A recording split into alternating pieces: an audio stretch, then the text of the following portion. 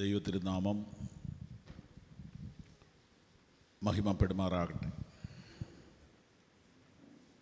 വളരെ പ്രതീക്ഷയോടുകൂടെ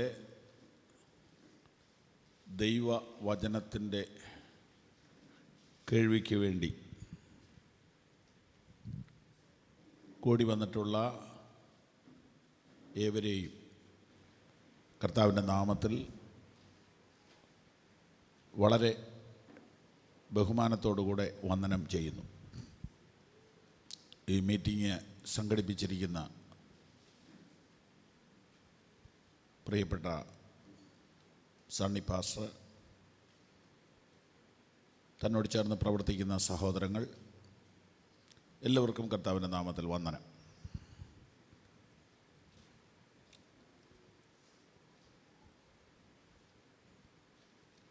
ദൈവത്തിൻ്റെ തിരുവചനത്തിലൂടെയാണ് നമ്മൾ ഈ ക്ലാസ്സുകൾ മനസ്സിലാക്കുവാൻ പോകുന്നത്. ദൈവത്തിന് മനുഷ്യനോട് ഇടപെടുവാൻ അനേക വഴികൾ ഉണ്ട്. അതിൽ ഏറ്റവും വ്യക്തതയുള്ള ദൈവിക ഇടപെടൽ ആണ് ദൈവവചനം. മനസാക്ഷിയിലൂടെയുള്ള ദൈവിക ഇടപെടൽ അതിപുരാതനമാണ്.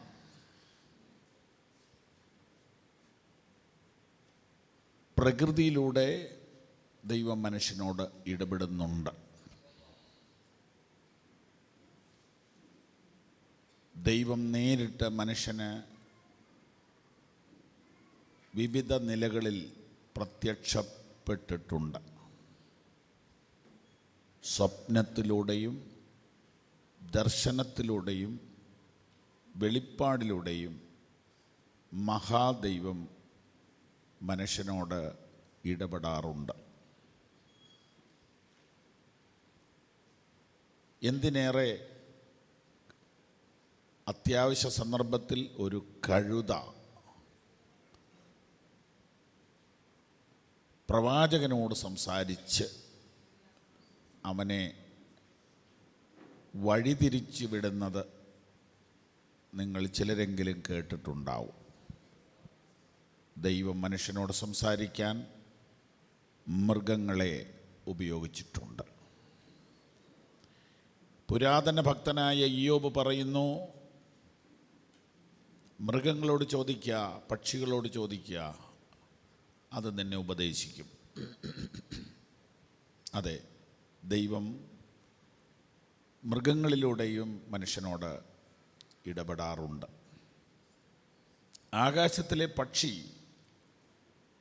തൻ്റെ മടങ്ങിവരവിൻ്റെ കാലം അറിയുന്നു, മനുഷ്യൻ അറിയുന്നില്ല എന്നുള്ള തിരുവെഴുത്തുകൾ ദൈവം മനുഷ്യനോട് ഇടപെടുന്ന വിവിധ രീതികളെക്കുറിച്ച് നമ്മെ ബോധ്യപ്പെടുത്തുന്നുണ്ട്. ഏറ്റവും ഒടുവിൽ ദൈവപുത്രനായ യേശുക്രിസ്തുവിലൂടെ ദൈവം മനുഷ്യനോട് ഇടപെട്ടു. ദൈവം പണ്ട് ഭാഗമായും വിവിധമായും പ്രവാചകന്മാർ മുഖാന്തരം പിതാക്കന്മാരോട് അരുളി ചെയ്തിട്ട് ഈ അന്ത്യകാലത്ത് പുത്രൻ മുഖാന്തരം നമ്മോട് അരുളി ചെയ്യുന്നു. ഏറ്റവും ഒടുവിലായി ആത്യന്തികമായി യേശുക്രിസ്തുവിലൂടെ ദൈവം മനുഷ്യനോട് ഇടപെട്ടു. ആ ഇടപാടിൻ്റെ വ്യക്തമായ രേഖയാണ് വിശുദ്ധ ബൈബിൾ. അതിൽ തന്നെ അതിൻ്റെ രണ്ടാം ഭാഗമായ പുതിയ നിയമമാണ് യേശുക്രിസ്തുവിൽ കൂടെയുള്ള ദൈവിക ഇടപാടുകളുടെ രേഖ. ഈ തിരുവെഴുത്തുകൾ തിരുത്താൻ പാടുള്ളതല്ല. ഒരുവന് ഇതിലേതെങ്കിലും ഒരു ഭാഗം മനസ്സിലായില്ലെങ്കിൽ അവൻ ബഹുമാനത്തോടു കൂടെ പ്രാർത്ഥിക്കുക, ദൈവം അവൻ്റെ ബുദ്ധിയെ തുറക്കും.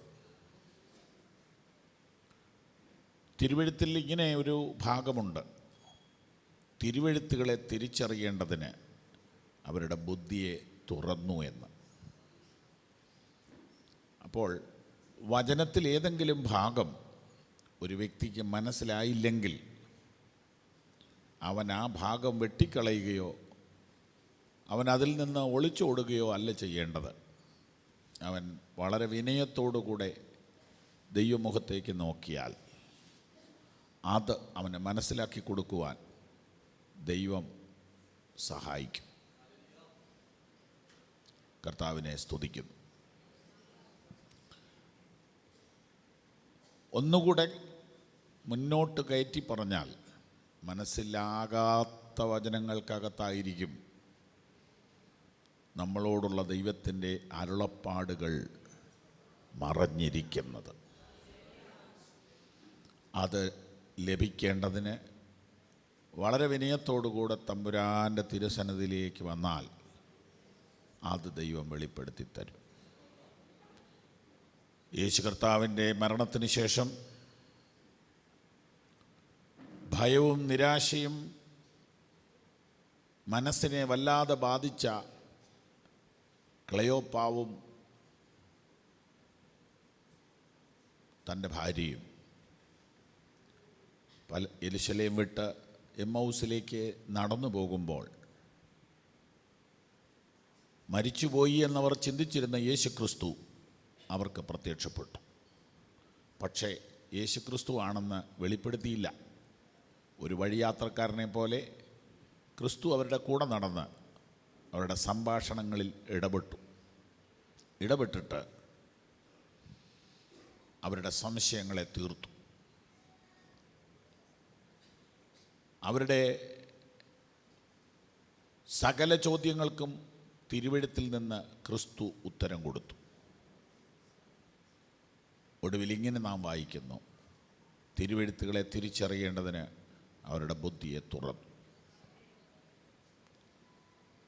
അപ്പോൾ ദൈവവചനമാണ്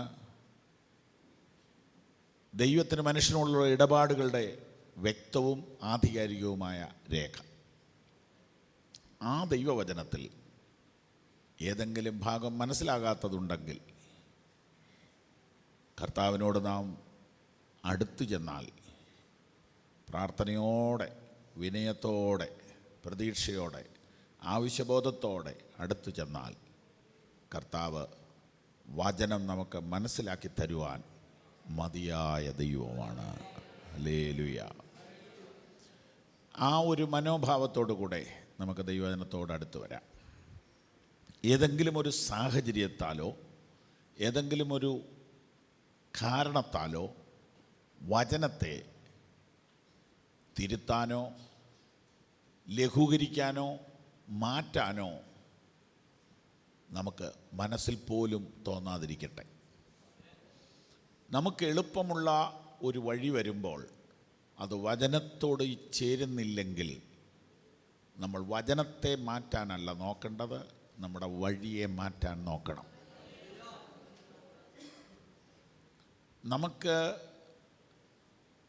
മുന്നോട്ട് പോകാൻ ബുദ്ധിമുട്ടുള്ള ഒരു ജീവിത വഴിയാണ് വചനം നമ്മുടെ മുമ്പിൽ വെക്കുന്നതെങ്കിൽ ആ വചനം വിട്ടാൽ വഴി എളുപ്പമാകുമെന്നുള്ളത് താൽക്കാലികമായി ശരിയാണെങ്കിലും വചനം വിടരുത്. ദൈവം എന്തു ചെയ്യുമെന്നറിയാമോ? വഴിയിലെ ദുർഘടങ്ങളെ മാറ്റിത്തരും. അതുകൊണ്ട് ദൈവവചനം ഒരു കാരണവശാലും ഒഴിഞ്ഞു മാറാനോ ലഘൂകരിക്കാനോ നമ്മുടെ മനസ്സിൽ പോലും തോന്നാതിരിക്കട്ടെ. ഒരു കോടതിയുടെ വിധി മറ്റൊരു കോടതി വിധി കൊണ്ട് തിരുത്തപ്പെടും.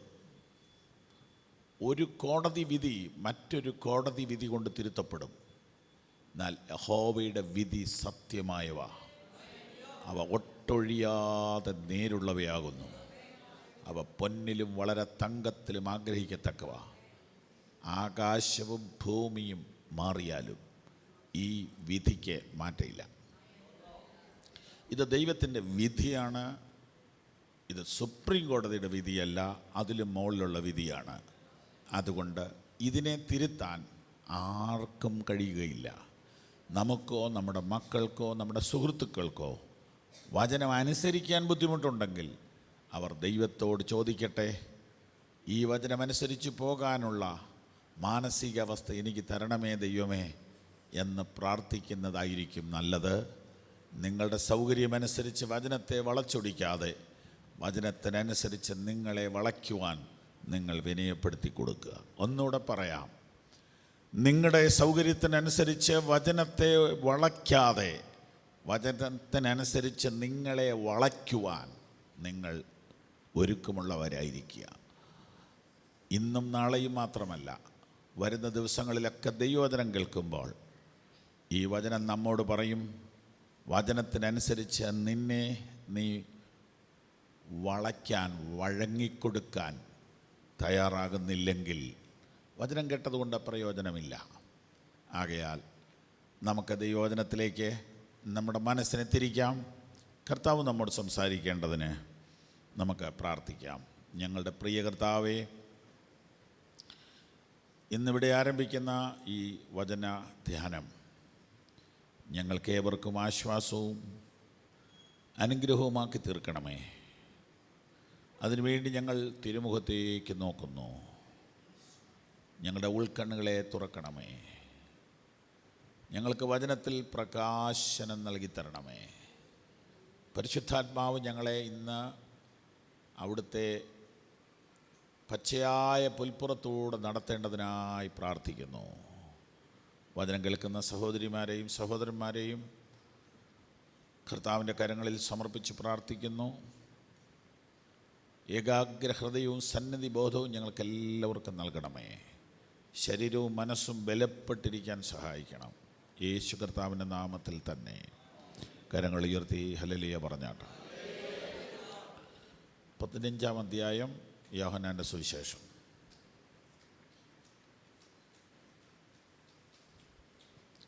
അഞ്ചാമത്തെ വാക്യം,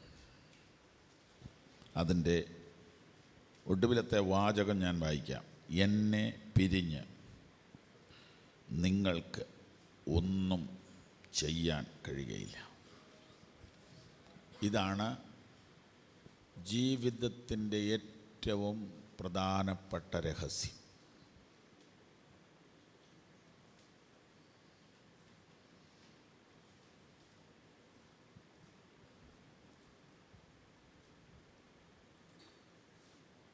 എന്നെ പിരിഞ്ഞ്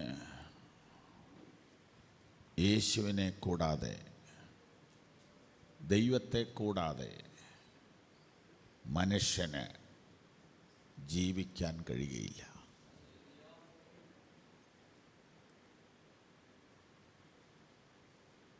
ഇതാണ് ജീവിതത്തിൻ്റെ ഏറ്റവും പ്രധാനപ്പെട്ട രഹസ്യം.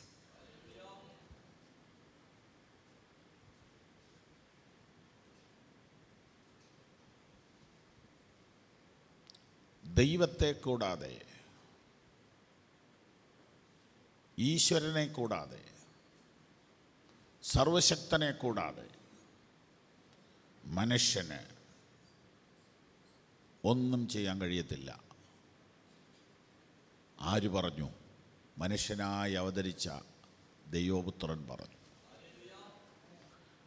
മനുഷ്യന് കഴിവുണ്ട്.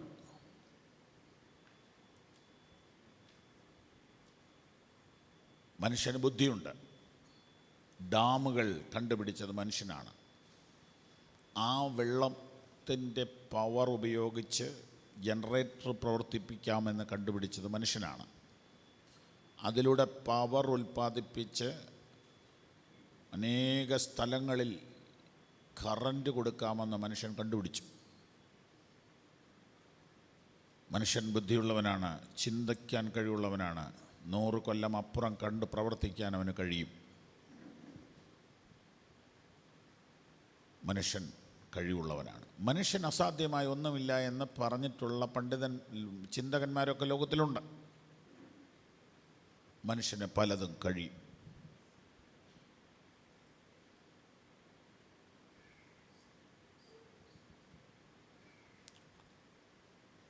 ആശുപത്രികളിൽ നടന്നുകൊണ്ടിരിക്കുന്ന അതിസൂക്ഷ്മമായ ശസ്ത്രക്രിയകളൊക്കെ മനുഷ്യൻ്റെ കഴിവല്ലേ കാണിക്കുന്നത്. എൻ്റെ ഒരു അടുത്ത ആളുടെ ഓപ്പറേഷൻ ഇന്നലെ രാജഗിരി ഹോസ്പിറ്റലിൽ നടന്നു. തലച്ചോറിലൂടെ പോകുന്ന അതിസൂക്ഷ്മമായ ഒരു നെർവ് ബ്ലോക്കായിട്ട് അതിനകത്ത് ആ ബ്ലോക്ക് മാറ്റത്തക്ക ഒരു കൃത്രിമ സംഭവം പിടിപ്പിക്കുകയാണ്. അപ്പം കണ്ണുകൊണ്ട് കാണാൻ പോലും പറ്റാത്ത തലമുടിനാരിനേക്കാൾ ചെറിയ ആ നെർവിനകത്ത് വേറൊരു പൈപ്പ് കടത്തിവിടാൻ മനുഷ്യൻ്റെ കണ്ടുപിടുത്തങ്ങൾക്ക് കഴിയുന്നുണ്ട്. പണ്ടാണ് ആ ആളങ്ങ് മരിച്ചു പോകുക എന്നുള്ളതേ ഉള്ളൂ. ഇന്നത് ഓപ്പൺ ചെയ്യാതെ തന്നെ നെർവിലൂടെ ചെയ്യാവുന്ന അത്യാധുനിക ശസ്ത്രക്രിയാ സംവിധാനം കേരളത്തിൽ നിലവിലുണ്ട്. മനുഷ്യൻ കഴിവുള്ളവനാണ്. മനുഷ്യന് ഇനിയും 15 കൊല്ലം കൂടെ കഴിയുമ്പോൾ ഡ്രൈവറില്ലാത്ത കാറുകളായിരിക്കും ഉപയോഗിക്കുന്നത്. 2030 ആകുമ്പോൾ 50% വാഹനങ്ങൾക്ക് ഡ്രൈവേഴ്സ് ഉണ്ടാവുകയില്ല. ജോലി നഷ്ടപ്പെടും. കാരണം ഡ്രൈവർമാരെ കിട്ടാനില്ല. ഡ്രൈവറില്ലാത്ത കാറുകളുടെ നിർമ്മാണം തുടങ്ങിയിട്ടില്ലെങ്കിലും അതിൻ്റെ സംഭവങ്ങൾ രൂപപ്പെട്ട് കഴിഞ്ഞു. ഇപ്പോൾ ഒരു പിക്ചർ ഇറങ്ങിയിട്ടുണ്ട്. ദുബായിൽ അടുത്ത ദിവസം ഇറങ്ങാൻ പോകുന്ന പറക്കുന്ന കാറുകൾ. പിള്ളേരുടെയൊക്കെ മൊബൈലിൽ വന്ന് കാണും. എന്നെ കാണിച്ചു. ഒരാൾക്കേ പോകാൻ പറ്റുള്ളൂ. ഇച്ചിരി ഉയർന്ന ശമ്പളം വാങ്ങുന്നവർക്ക് പറ്റും.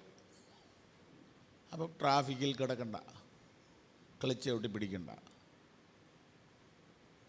കണ്ണടച്ച് തുറക്കുമ്പോൾ ചെല്ലാം. ഒരു കൊച്ചു ഹെലികോപ്റ്ററിൻ്റെ സിസ്റ്റത്തിൽ കാറുകൾ വന്നു കഴിഞ്ഞു. ഉടനെ നിലവിൽ വരും. മനുഷ്യൻ അപാര ജീവിയാണ്. ദൈവം എന്ന ചിന്ത ഒഴിവാക്കിക്കൊണ്ട് മനുഷ്യനെക്കുറിച്ച് പഠിച്ചാൽ മനുഷ്യൻ ഒരു അത്ഭുത ജീവിയാണ്. പക്ഷേ ദൈവത്തെ അറിയുന്ന മനുഷ്യൻ ഇതിനെല്ലാം ഉത്തരം കണ്ടെത്തുന്നത് ഇതൊന്നും മൃഗങ്ങൾക്ക് കഴിയാത്തത് എന്തുകൊണ്ട്? ഇത് 100 വർഷം 200 വർഷം കഴിഞ്ഞിട്ടും മൃഗം അതേ കാര്യം തന്നെ ചെയ്തുകൊണ്ടിരിക്കുന്നു. ഒരു കിളി പോലും കൂടിന് ഷേപ്പ് മാറ്റിയിട്ടില്ലല്ലോ. ഒരു പശു പോലും പുല്ല് ഫ്രൈ ചെയ്ത് കഴിക്കാമെന്ന് വെച്ചില്ലല്ലോ. ഒരു കോഴി പോലും അതിൻ്റെ ഭക്ഷണ രീതിക്ക് മാറ്റം വരുത്തുന്നില്ലല്ലോ. മൃഗങ്ങൾ ഒരു പാറ്റേണിൽ സൃഷ്ടിക്കപ്പെട്ടു, അതിൽ തന്നെ മരണം വരെ പോകുന്നു. പക്ഷെ മനുഷ്യൻ 1 വർഷം കഴിയുമ്പോൾ ചേഞ്ച് ആകുക. 3 കൊല്ലം മുമ്പ് ഉപയോഗിച്ചിരുന്ന മൊബൈൽ ഇനിയും പുരാവസ്തുവായി തീർന്നു, മേടിക്കാൻ കിട്ടൂല. മോഡൽ മാറിക്കഴിഞ്ഞു. മനുഷ്യനെപ്പോഴും ചേഞ്ച് ആയിക്കൊണ്ടിരിക്കുക. ഇത്ര വ്യത്യാസം ഈ ജീവജാലങ്ങളിൽ മനുഷ്യൻ എവിടുന്ന് വന്നു? ഉത്തരം ബൈബിളിലുണ്ട്. മനുഷ്യൻ്റെ ഉള്ളിൽ മാത്രമേ ദൈവം തൻ്റെ ഒരു അംശം ഇംപ്ലാന്റ് ചെയ്തുള്ളൂ. വേറൊന്നിനും ചെയ്തിട്ടില്ല. കാട്ടാനയ്ക്കോ കാണ്ടാമൃഗത്തിനോ കരിങ്കുരങ്ങിനോ പുലിക്കോ സിംഹത്തിനോ കരടിക്കോ ഒന്നിനും ദൈവം തൻ്റെ സ്പിരിറ്റ്, തൻ്റെ ശ്വാസം ഊതിട്ടില്ല. മനുഷ്യന് മാത്രമേ ദൈവത്തിൽ നിന്നൊരംശം അവൻ്റെ അകത്തോട്ട് കൊടുത്തിട്ടുള്ളൂ. ദൈവം നോക്കിയാൽ സൗഖ്യമാണെങ്കിൽ ദൈവം ഊതിയാലോ? ദൈവം സംസാരിച്ചപ്പം രൂപാന്തരം വന്നവരാണ് ഇവിടെ വന്നിരിക്കുന്നത്. അല്ലെങ്കിൽ നിങ്ങൾ വരികയല്ലോ. പകൽ മീറ്റിങ്ങിനൊക്കെ വരണമെങ്കിൽ സംതിങ് അകത്ത് സംഭവിച്ചവരേ വരത്തുള്ളൂ, അല്ലാത്തൊരു വരികയില്ല. അപ്പം അത് ഏതെങ്കിലും ഒരു ദൈവവചന കഴിവിലായിരിക്കും. വളരെ മൈലുകൾക്ക് അകലെ ഇരുന്ന് ടെലിവിഷനിൽ സംസാരിക്കുന്ന ആളുടെ വാക്കിനകത്തൂടെ നിങ്ങളുടെ അകത്ത് രൂപാന്തരം വരുത്താൻ ദൈവത്തിന് കഴിയും. Price the Lord. ആ ദൈവം മനുഷ്യൻ്റെ മൂക്കിൽ ഊതി എന്ന് പറയുമ്പം ആ ഊത്തിലൂടെ വന്നത് ഒരു കാറ്റായിരിക്കുമോ? അതൊരു കാറ്റായിരിക്കുകയല്ല. അതിനകത്ത് ആ മനുഷ്യൻ ആത്മാവുള്ളവനായി തീർന്നത്. അതാണ് മനുഷ്യനെ വിലയേറിയവനാക്കിയത്. അതാണ് മനുഷ്യനെ വ്യത്യസ്തനാക്കിയത്. അതിൽ നിന്നാണ് മനുഷ്യൻ ഇത്ര അത്ഭുതകരമായ കാര്യങ്ങളൊക്കെ ചെയ്തുകൊണ്ടിരിക്കുന്നത്. Price the Lord. ഇന്നലെ ഞാനൊരു പുസ്തകത്തിന് അഭിപ്രായം എഴുതാൻ വേണ്ടി വായിക്കുക. ഒരു മനുഷ്യൻ എഴുതിയിരിക്കുന്ന 200 പേജുള്ള ഒരു പുസ്തകത്തിന് ഗ്രന്ഥാഭിപ്രായം എഴുതാൻ വേണ്ടിയിട്ട് കുറേ ദിവസം നിർബന്ധിച്ചു. അപ്പോൾ ഇന്നലെ ഇച്ചിരി സമയം ഉണ്ടാക്കി വണ്ടിയിലിരുന്ന് വായിച്ചു, വീട്ടിലിരുന്ന് വായിച്ചു. അപ്പോൾ അതിനകത്ത് അദ്ദേഹം പറഞ്ഞിരിക്കുകയാണ്, നിങ്ങളുടെ വീടിൻ്റെ മച്ചിൻ്റെ തട്ടിൻ്റെ മുകളിൽ താഴെക്കൂടെ പോകുന്ന ഈച്ചയെ നിങ്ങൾ ശ്രദ്ധിച്ചിട്ടുണ്ടോ? ഇല്ല, നമുക്ക് ഈച്ചയെ ശ്രദ്ധിക്കാൻ നേരെയില്ല, പിള്ളേരെ ശ്രദ്ധിക്കാൻ നേരെയില്ല. നേരെ ഈച്ച നടക്കുന്നത് തലയും കുത്തിയല്ലേ? ആണോ? ഇങ്ങനെയല്ലേ പോണേ? നിങ്ങൾക്കിങ്ങനെ പോകാമോ? ഇത് നേരെ തന്നെ പോകുമ്പോൾ വീഴുക. അപ്പോൾ ഇങ്ങനെ കാലും കൈയും ഇങ്ങനെ പിടിപ്പിച്ചാൽ ഈ സാധനം താഴ്ത്തു പോകില്ലേ? അപ്പോൾ ഇതിൻ്റെ കാലയിൽ എന്നാ ഉള്ളേ? നമ്മൾ ശ്രദ്ധിച്ചില്ലല്ലോ, നേരെ ഇല്ലാത്തതുകൊണ്ടാണ്. ATM ക്യൂ നിൽക്കാൻ നിന്ന് സമയം മുഴുവൻ പോയി, പിന്നെ എന്തോ ശ്രദ്ധിക്കുന്നത്? ഈ ഈച്ചയുടെ 6 കാൽപാദങ്ങൾക്കകത്ത് 1000 രോമങ്ങൾ കാണുമെന്ന്. 1000 രോമങ്ങൾ കാണുമെന്ന്. ആ 1000 രോമങ്ങളും ഓരോ പൈപ്പാണെന്ന്. പൈപ്പ്, കുഴല്. ആ കുഴലുകൾ 1000 വന്നിട്ട് ഈ ഈച്ചയുടെ ഒരു പശ നിറഞ്ഞ സഞ്ചിയായിട്ട് കണക്ട് ചെയ്തിരിക്കുകയാണ്. അപ്പോൾ ഒരു സമ്മർദ്ദം വരുമ്പോൾ ഈ പശ ഇതിനകത്ത് വരുമെന്ന്. അങ്ങനെയാണ് ഇവരിങ്ങനെ നടക്കുന്നത്. Price the Lord. പറഞ്ഞപ്പോൾ തീർന്നു. അപ്പോൾ ഇതിനെ തല്ലിക്കൊന്ന് കളയുമ്പോൾ ഒന്നുകൂടി ഒന്ന് ആലോചിക്കണം. എന്തൊരു അത്ഭുതമായ സൃഷ്ടിയെയാണ് അടിച്ച് തീർത്ത് കളയുന്നത്. നമ്മളെ ഉപദ്രവിക്കാൻ വരുമ്പോൾ നമ്മൾ തല്ലിക്കൊല്ലും. പക്ഷെ അതിനെ പോലും നമ്മളെ കൊണ്ടുണ്ടാക്കാൻ പറ്റിയല്ല. പറ്റുമോ? പറ്റിയല്ല.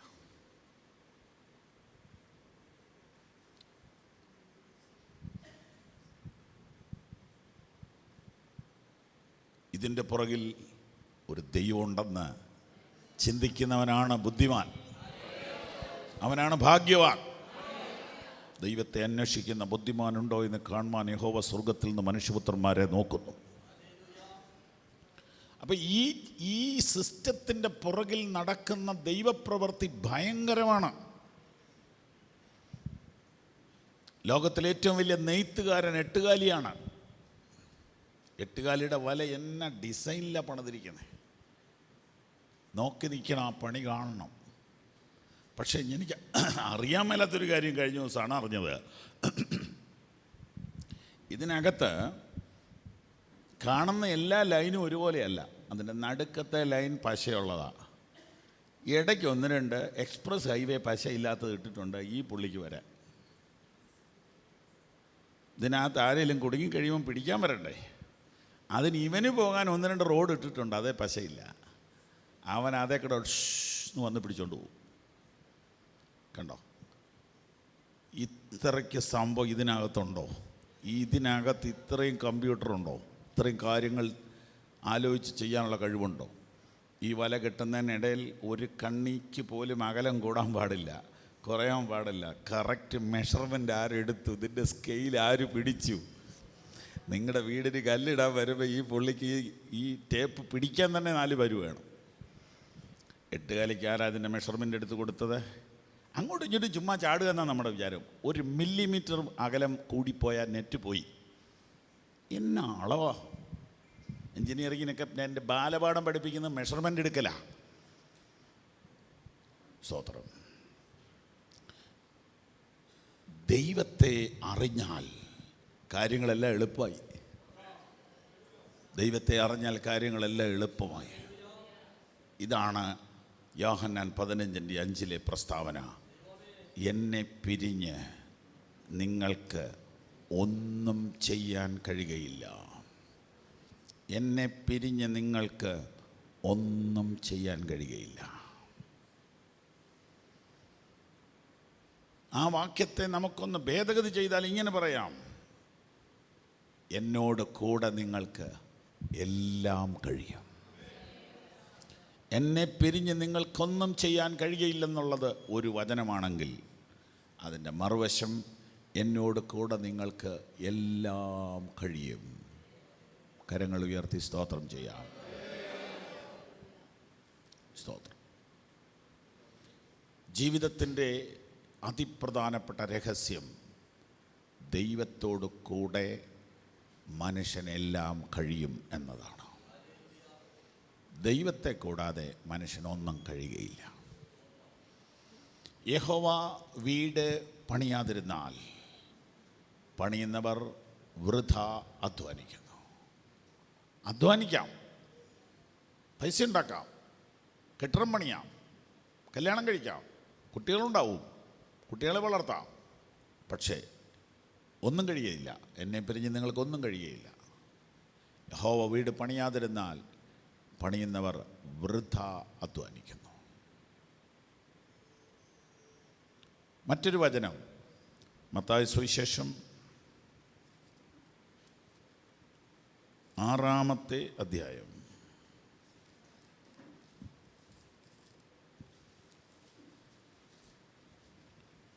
33-ാമത്തെ വാക്യം. മുന്നമേ ദൈവത്തിൻ്റെ രാജ്യവും നീതിയും അന്വേഷിക്കുകയും അതോടുകൂടെ ഇതൊക്കെയും നിങ്ങൾക്ക് കിട്ടും. മുന്നമേ ദൈവത്തിൻ്റെ രാജ്യവും നീതിയും അന്വേഷിക്കുകയും അതോടുകൂടെ ഇതൊക്കെയും നിങ്ങൾക്ക് ലഭിക്കും. നമ്മൾ ആദ്യമേ കണ്ടത് ദൈവത്തെ കൂടാതെ മനുഷ്യനൊന്നും ചെയ്യാൻ കഴിയുകയില്ല. ദൈവത്തോട് കൂടെ മനുഷ്യനെല്ലാം ചെയ്യാൻ കഴിയും. ഇതാണ് നമ്മൾ ഒന്നാമത്തെ രഹസ്യം കണ്ടെത്തി. രണ്ടാമത്തെ രഹസ്യത്തിലോട്ട് കയറുകയാണ്. ദൈവത്തിന് നിങ്ങളുടെ ജീവിതത്തിൽ നിങ്ങൾ കൊടുക്കുന്ന പരിഗണന അഥവാ പ്രയോറിറ്റി, അതാണ് നിങ്ങളുടെ ജീവിതത്തെ വിജയത്തിലെത്തിക്കുന്നത്.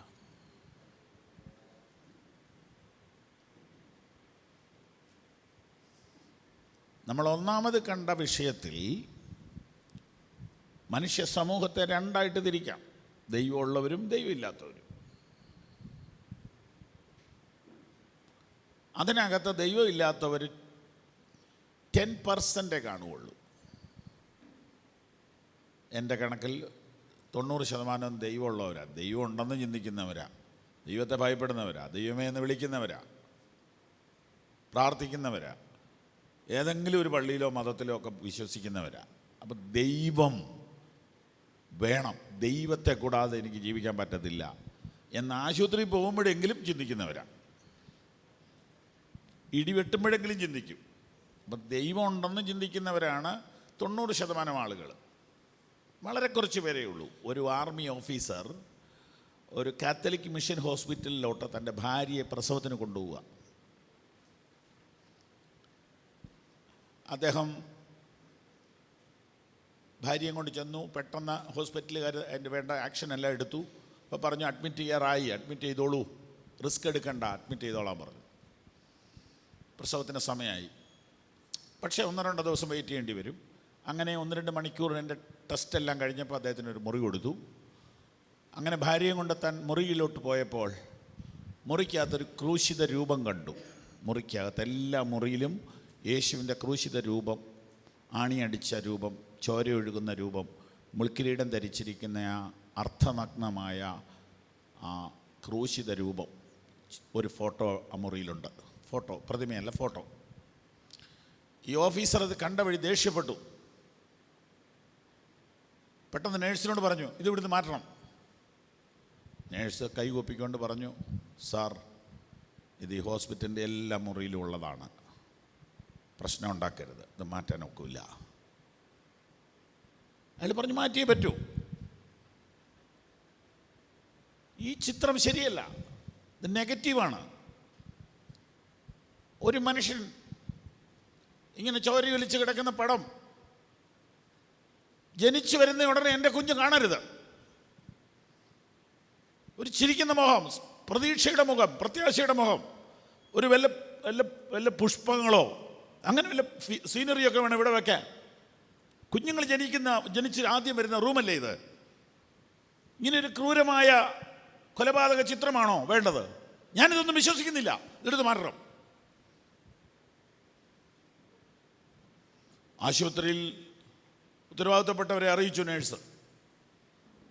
ഡയറക്ടർ വന്നു, വളരെ സ്നേഹത്തോടെ അയാളെ മുറി കൊണ്ടുപോയിട്ട് പറഞ്ഞു, ഇതൊരു മിഷൻ ഹോസ്പിറ്റലാണ്, ഞങ്ങൾക്കൊരു പോളിസിയുണ്ട്, ഞങ്ങൾക്കൊരു പ്രിൻസിപ്പിളുണ്ട്, മാറ്റാൻ ഒക്കില്ല. അയാൾ പറഞ്ഞു, മാറ്റിയേ പറ്റൂ. അയാളൊരു ഉയർന്ന ഉദ്യോഗസ്ഥനാണ്. ഒരു പ്രശ്നം വേണ്ടെന്നോർത്ത് ഹോസ്പിറ്റൽ മാനേജ്മെൻറ്റ് പറഞ്ഞു, ആ മുറിയിലത്തെ അങ്ങ് മാറ്റിക്കൊടുത്തേരെ, ഒരാഴ്ചയിലും ഇങ്ങനെ പൊക്കോളുകയല്ലേ, നമ്മളെന്തിനാ വെറുതെ ഇനി അതൊരു വിവാദമായി പത്രവാർത്തയായി വിഷയം ഉണ്ടാക്കണ്ട, ഒരു റൂമിലെ മാറ്റിയേക്കാൻ പറഞ്ഞു. അങ്ങനെ അയാൾ പിടിച്ച് ജയിച്ചു.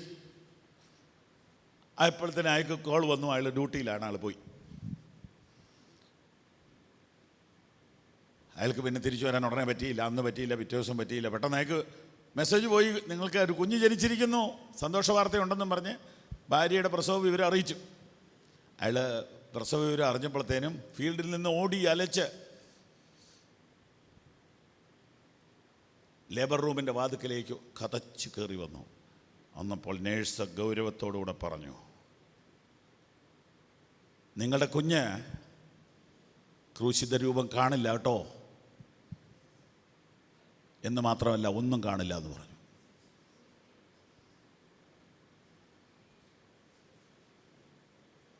നിങ്ങൾക്ക് മനസ്സിലായോ? ആ കുഞ്ഞ് അന്ധനായിരുന്നു.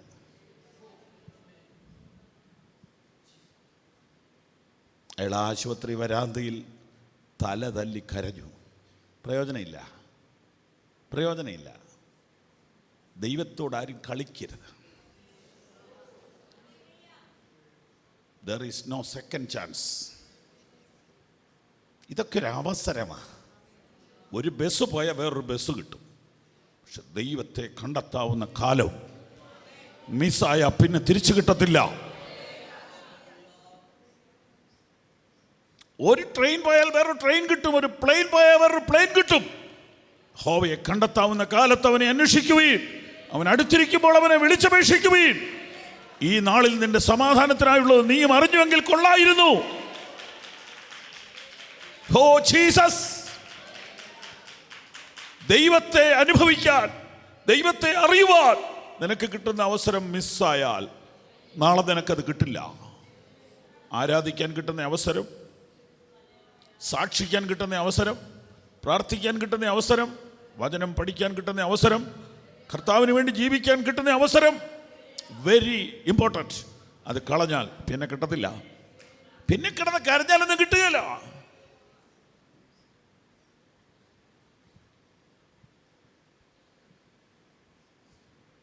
ആ മനുഷ്യൻ പിന്നീട് പലരോടും പറഞ്ഞു, ഈ രൂപം കാണാൻ കൊള്ളുകയില്ലെങ്കിലും ശക്തിയുള്ളതാ. ഞാനും നിങ്ങളും പടം വെക്കുന്നവരല്ലായിരിക്കും, എന്നാൽ ആ പടത്തിൻ്റെ അകത്തെ പടം എൻ്റെ അകത്തുണ്ട്. എൻ്റെ അകത്തതുള്ളത് കൊണ്ടാണ് ഞാൻ ഭിത്തിയെ തൂക്കാത്തത്. എൻ്റെ അകത്ത് അതേ ഉള്ളൂ. എൻ്റെ ഭാര്യയേക്കാൾ, എൻ്റെ മക്കളെക്കാൾ, എൻ്റെ അമ്മയേക്കാൾ എൻ്റെ അകത്ത് ഒരു ചിത്രമുണ്ട്. അത് എനിക്ക് വേണ്ടി ചോരയൊഴുക്കിയ യേശുവിൻ്റെ ചിത്രമാണ്. ഹല്ലേലൂയ. രണ്ട് കൈകളും ഉയർത്തി അല്പനേരം കർത്താവിന് മഹത്വം കൊടുത്താണ്. ഹല്ലേലൂയ. പകരം എന്തു നൽകും ഞാനിനി, ഹൃദയം പൂർണ്ണമായി നൽകുന്നു നാഥ. നാഥനെ, പകരം എന്തു നൽകും ഞാനിനി? ഹൃദയം പൂർണ്ണമായി നൽകുന്നു നാഥനെ. ക്രൂശിൽ കണ്ടു ഞാൻ നിൻ സ്നേഹത്തെ, ആഴമാർന്ന നിൻ മഹാത്യാഗത്തെ. ക്രൂശിൽ കണ്ടു ഞാൻ നിൻ സ്നേഹത്തെ, ആഴമാർന്ന നിൻ മഹാത്യാഗത്തെ. പകരം എന്തു നൽകും ഞാനിനി? ഹൃദയം പൂർണ്ണമായി നൽകുന്നു നാഥനെ. പകരം എന്തു നൽകും ഞാനിനി? ഹൃദയം പൂർണ്ണമായി നൽകുന്നു നാഥനെ. ആമേൻ, ആമേൻ, ആമേൻ.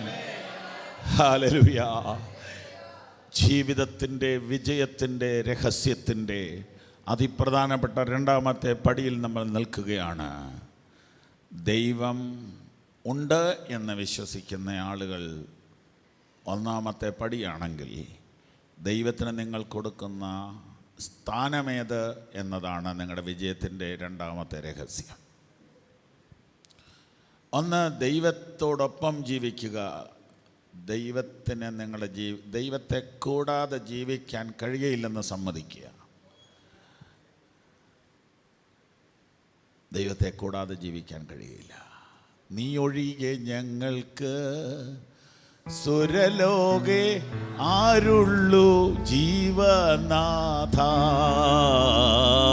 നീ ഒഴികെ ഞങ്ങൾക്കു സുരലോകെ ആരുള്ളൂ ജീവനാഥ. നീ ഒഴികെ ഈഹത്തിൽ മറ്റാരുമില്ല ആശ്രയിപ്പാൻ പരരേ. നീ ഒഴികെ ഈഹത്തിൽ മറ്റാരുമില്ല ആശ്രയിപ്പാൻ പരരേ. ഇതാണ് ഒന്നാമത്തെ സ്റ്റെപ്പ്. എന്നെ പിരിഞ്ഞ് നിങ്ങൾക്കൊന്നും ചെയ്യാൻ കഴിയില്ല, എന്നോട് കൂടെ നിങ്ങൾക്കെല്ലാം ചെയ്യാൻ കഴിയും. അതിനെതിരെ നിൽക്കുന്ന ഒരു ചെറിയ ഗ്രൂപ്പേ ഉള്ളൂ. അതാണ് ഞാനിപ്പോൾ പറഞ്ഞ ഗ്രൂപ്പ്. ഞാനിതിലൊന്നും വിശ്വസിക്കുന്നില്ല എന്ന് പറയുന്ന ഒരു 2%, 5% പോട്ടെ, 10% ഉണ്ടായിരിക്കും. ഒരു കാലത്ത് ഇച്ചിരി കൂടുതലുണ്ടായിരുന്നു ദൈവ നിഷേധികൾ. എന്നാൽ അവരൊക്കെ പേടിച്ചു പോയി. ദൈവം ഇല്ലെന്ന് പറയാൻ ധൈര്യമുള്ളവർ വളരെ കുറവാണ്, വളരെ കുറവാണ്. ബഹുഭൂരിപക്ഷം ആളുകളും ഉള്ളിൽ ഒരു ദൈവ ബോധം, ദൈവ ഭയം, ദൈവ ആവശ്യം ഉള്ളവരാണ്.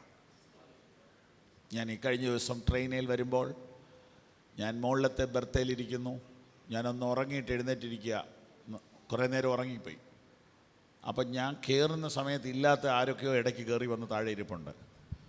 അപ്പം ഞാൻ താഴോട്ട് നോക്കിയപ്പോൾ ഏത് സ്റ്റേഷനായി എന്ന് എനിക്കറിയത്തില്ല. അപ്പം ഞാൻ വെറുതെ ഒന്ന് ഉറക്കെ ചോദിച്ചു, ഇതേ സ്റ്റേഷനാണ്? അപ്പോൾ ഒരു സ്ത്രീ പറഞ്ഞു, ഇത് തൃശ്ശൂരാണ്. ഓക്കെ, അപ്പോൾ എനിക്ക് അധികം പാലക്കാട് ഇറങ്ങേണ്ടതാണ്, എന്നാൽ പിന്നെ താഴോട്ട് ഇറങ്ങിയേക്കാം എന്നോർത്ത് ഞാൻ പതുക്കെ താഴെ ഇറങ്ങി വന്നപ്പോൾ ഈ സ്ത്രീ എന്നോട് ചോദിക്കുക, ഫാദറാണോ? അപ്പം ഞാൻ മോളിരുന്ന് ആ സഹോദരിയെ ശ്രദ്ധിച്ചു. അപ്പോഴേ എനിക്ക് മനസ്സിലായി അവർക്ക് എന്തോ വലിയ ദുഃഖമുണ്ട്. എന്നോട് ചോദിച്ചു, ഫാദറാണോ? ഞാൻ പറഞ്ഞു, നിങ്ങൾ ഉദ്ദേശിക്കുന്ന ഫാദർ അല്ല ഞാനെങ്കിലും ഞാനൊരു പാസ്റ്ററാണ്, സുവിശേഷകനാണ്. അപ്പോൾ അടുത്ത ചോദ്യം, ഡിവൈനുമായിട്ട് ബന്ധമുണ്ടോ? മൊത്തം ഡിവൈനല്ലേ അല്ലേ? നമുക്ക് ഡിവൈനല്ലാത്ത എന്താ ഉള്ളത്? സ്വതന്ത്രം. പക്ഷേ അർത്ഥം അവരുദ്ദേശിച്ചത് അതല്ലല്ലോ. ഞാൻ പറഞ്ഞുകൊണ്ട് ബന്ധമുണ്ടെന്ന് പറഞ്ഞു. സ്തോത്രം. ഇപ്പം എനിക്ക് മനസ്സിലായി അവർക്ക് ദൈവത്തെ ആവശ്യമുണ്ട്. അതുകൊണ്ടാണ് ഇങ്ങനെയൊക്കെ ചോദിക്കുന്നത്. അല്ലേ ഒഴിഞ്ഞു മാറത്തേ ഉള്ളൂ. അവർക്ക് പ്രയർ ആവശ്യമുണ്ട്. സ്തോത്രം. ദൈവത്തെ ആവശ്യമുണ്ട് മിക്കവാറും എല്ലാവർക്കും. ഇല്ലെങ്കിൽ കീമോതെറാപ്പി എന്ന് പറയുമ്പോഴെങ്കിലും ദൈവത്തെ വേണ്ടി വരും, അല്ലേ? ആർക്കാ എപ്പോഴാണ് പറയുന്നതെന്ന് പറയാൻ പറ്റുമോ? ദൈവത്തെ ആവശ്യമില്ലാത്ത മനുഷ്യരെ വളരെ കുറവാണ്. അങ്ങനെ പറഞ്ഞവരും കുറച്ച് കഴിഞ്ഞപ്പോൾ മാറ്റി പറഞ്ഞിട്ടുണ്ട്. ദൈവത്തെ കൂടാതെ ജീവിക്കാൻ കഴിയുകയില്ല. ആ ഒരു സ്റ്റെപ്പിൽ നിന്ന് അടുത്ത സ്റ്റെപ്പിലോട്ട് നമ്മൾ കയറുകയാണ്. മത്തായി സുവിശേഷം 6:33.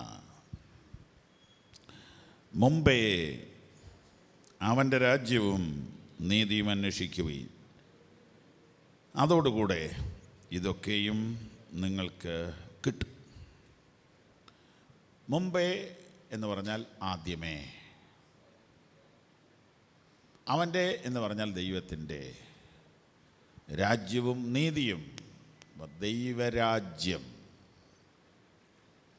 അതിൻ്റെ നിയമങ്ങൾ, അതാണല്ലോ നീതി. ദൈവരാജ്യം അന്വേഷിക്കുക, ദൈവരാജ്യം അന്വേഷിക്കുക, അതിൻ്റെ നിയമങ്ങൾ അന്വേഷിക്കുക. അത് നീ ചെയ്താൽ ഇത് ഞാൻ ചെയ്യാം, അതോടുകൂടെ ഇതൊക്കെയും നിങ്ങൾക്ക് ലഭിക്കും. ഇനി ഇതൊക്കെ എന്ന് പറഞ്ഞാൽ എന്താ?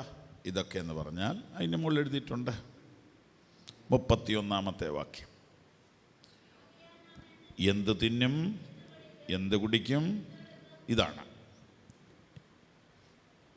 എന്ത് തിന്നും എന്ത് കുടിക്കും എന്തുടുക്കും, ഇതൊക്കെ മുന്നമേ അവൻ്റെ രാജ്യവും നീതിയും അന്വേഷിപ്പീൻ, അതോടുകൂടെ ഇതൊക്കെയും എന്ന് പറഞ്ഞാൽ തിന്നാനും കുടിക്കാനും ഉടുക്കാനും കിടക്കാനും. സ്തോത്രം. പിന്നെ ഇച്ചിരി അതിൻ്റെ കൂടെ വ്യാഖ്യാനിച്ച് പറഞ്ഞാൽ പോകാനുള്ള വണ്ടി, സ്തോത്രാഴ്ചയിടാനുള്ള പൈസയും എല്ലാം അതിനകത്ത് കാണും. സ്തോത്രം. മുന്നമേ ദൈവത്തിൻ്റെ രാജ്യം നീതി അന്വേഷിപ്പീൻ, അതോടുകൂടെ ഇതൊക്കെ എന്ന് പറഞ്ഞാൽ ആവശ്യങ്ങൾ ഒക്കെ, ആഗ്രഹങ്ങളൊക്കെയുമല്ല, ആവശ്യങ്ങളൊക്കെ. സ്തോത്രം.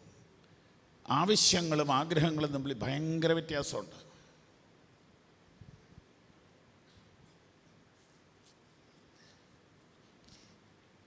ആവശ്യങ്ങൾ ദൈവം നിറവേറ്റിത്തരും.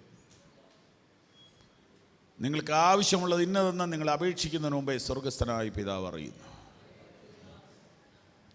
ആഗ്രഹങ്ങളെല്ലാം കിട്ടത്തില്ല, പക്ഷെ കിട്ടുമെന്ന് ബൈബിളിലുണ്ട്. അത് സൂക്ഷിച്ച് പഠിച്ചില്ലെങ്കിൽ വ്യാഖ്യാന പെശക് വരും. തൻ്റെ ഭക്തന്മാരുടെ ആഗ്രഹം അവൻ സാധിപ്പിക്കും എന്നില്ലേ പാസ്റ്ററേ? ഉണ്ട്. അപ്പോൾ ആഗ്രഹം കിട്ടത്തില്ലേ? അപ്പോൾ ആഗ്രഹം ഒന്ന് പറയാവോ? ഒരു ജംബോ ജെറ്റ് മേടിക്കണം. പ്ലാസ്റ്റിക്കിൻ്റെ ഒരെണ്ണം മേടിക്കുകയായിരിക്കും നല്ലത്.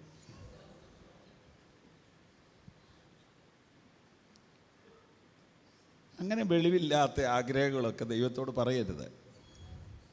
ആവശ്യമുണ്ടോ മോനെ? നമ്മൾ ദൈവമായിട്ടുള്ള ബന്ധം അപ്പനും മക്കളും പോലെയാണല്ലോ. അപ്പം മക്കളൊരു കാര്യം ചോദിക്കുമ്പോൾ നിങ്ങൾ എന്തോ പറയും? അവൻ്റെ ആവശ്യമുണ്ടല്ലേ മേടിച്ചു കൊടുക്കുന്നത്. അപ്പോൾ അത്രയും പവർ നിങ്ങൾക്കുണ്ട്. അപ്പോൾ ദൈവത്തിനോ? സ്തോത്രം. എൻ്റെ മോന് 10ാം ക്ലാസ്സിൽ കയറിയപ്പോൾ പറഞ്ഞു എനിക്ക് മോട്ടോർ സൈക്കിൾ മേടിക്കണം. ഞാൻ പറഞ്ഞു എൻജിനീയറിങ് കഴിയുമ്പോൾ ആലോചിക്കാം. എൻജിനീയറിങ്ങിന് 3ാം വർഷമായപ്പോൾ തൊട്ട് തുടങ്ങി ഞാൻ പ്രാർത്ഥിക്കാൻ തുടങ്ങി, ദൈവമേ ഇവൻ്റെ ആഗ്രഹം ഒന്ന് മാറ്റി കൊടുക്കണേ. കാരണം ഇവനെ മോട്ടോർ സൈക്കിളിൽ വിട്ടാൽ പിന്നെ എനിക്ക് സമാധാനം നഷ്ടപ്പെടും. അതുകൊണ്ടാണ്. അല്ലെങ്കിൽ ഒരെണ്ണം എങ്ങനെയും മേടിച്ചു കൊടുക്കാമായിരുന്നു. ഏതായാലും ഇതുവരെ മേടിച്ചു കൊടുത്തില്ല. ഞാൻ പറഞ്ഞു നിനക്കിപ്പോൾ ഒരുവിധ അറിവായല്ലോ, നീ കാർ മേടിച്ചോ, ജോലി ചെയ്ത് പൈസ ഉണ്ടാക്കി കാർ മേടിച്ചോ, മോട്ടോർ സൈക്കിൾ മേടിക്കണ്ട. അപ്പോൾ എന്താ കാര്യം? പിള്ളേർക്കൊരു സാധനം മേടിച്ച് കൊടുത്തിട്ട് അവരെ കൊല്ലണോ? അവർ ജീവിക്കാനുള്ളതല്ലേ കൊടുക്കേണ്ടത്, അവർ നശിക്കാനുള്ളതാണോ കൊടുക്കേണ്ടത്? ഇങ്ങനെ ചിന്തിക്കാൻ എനിക്ക് ബുദ്ധിയുണ്ടെങ്കിൽ ദൈവത്തിന് എത്രയധികം. അതുകൊണ്ട് എന്തെങ്കിലും ചിലത് കിട്ടാതെ പോയെങ്കിൽ അത് ആവശ്യമില്ലാത്തതുകൊണ്ടാണ് തരാത്തത് എന്ന ഓർത്ത് സ്തോത്രം പറഞ്ഞോണം. സ്തോത്രം. അപ്പോൾ ബൈബിളിൽ കൂടെ വരുമ്പോഴല്ലേ പഠിക്കാൻ പറ്റുള്ളൂ. അപ്പോൾ ആ വാക്യത്തിൻ്റെ അർത്ഥം പറയുകയാണ്, മുന്നമേ ദൈവത്തിൻ്റെ രാജ്യവും നീതിയും അന്വേഷിക്കുവീൻ, അതോടുകൂടെ ഇതൊക്കെ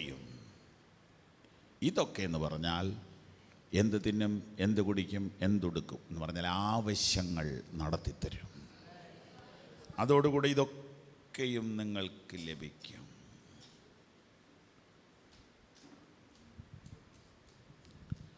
ആറാം അധ്യായത്തിൻ്റെ 8-ാമത്തെ വാക്യത്തിലോട്ട് നോക്കി. നിങ്ങൾക്ക്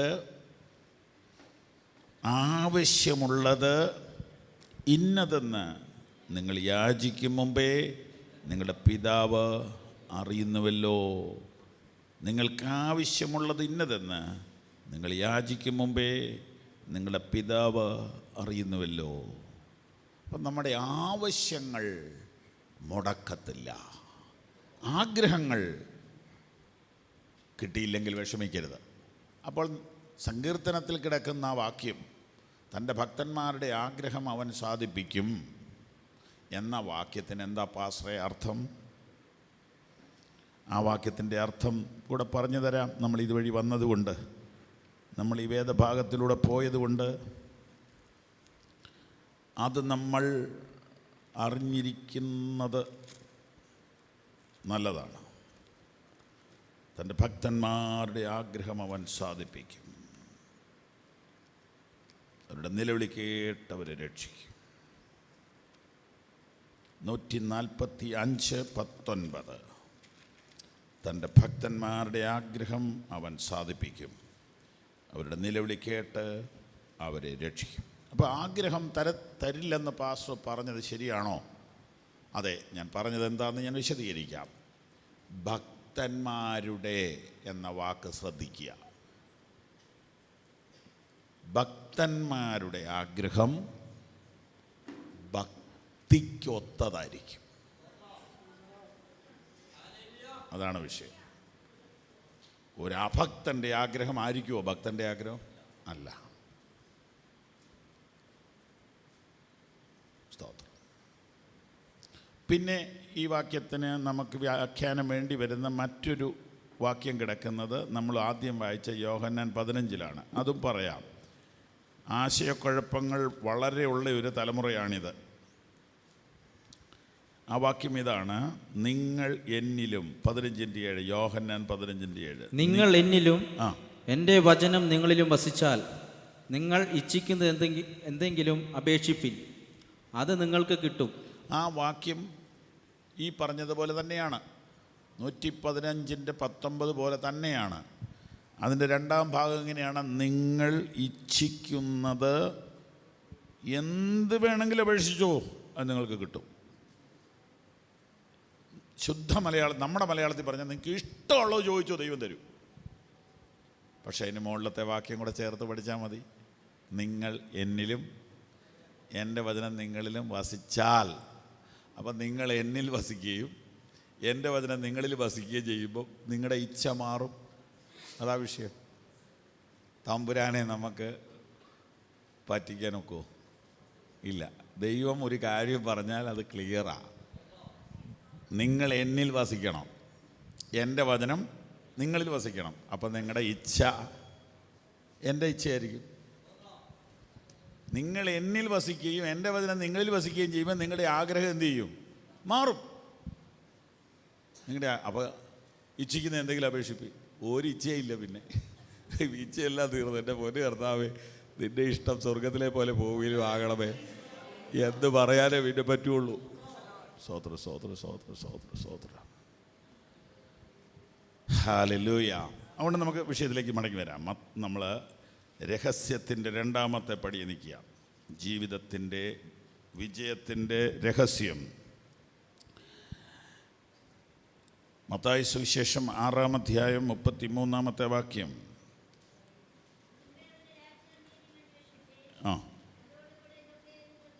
ആമേൻ. മുമ്പേ എന്ന് പറഞ്ഞാൽ ആദ്യമേ.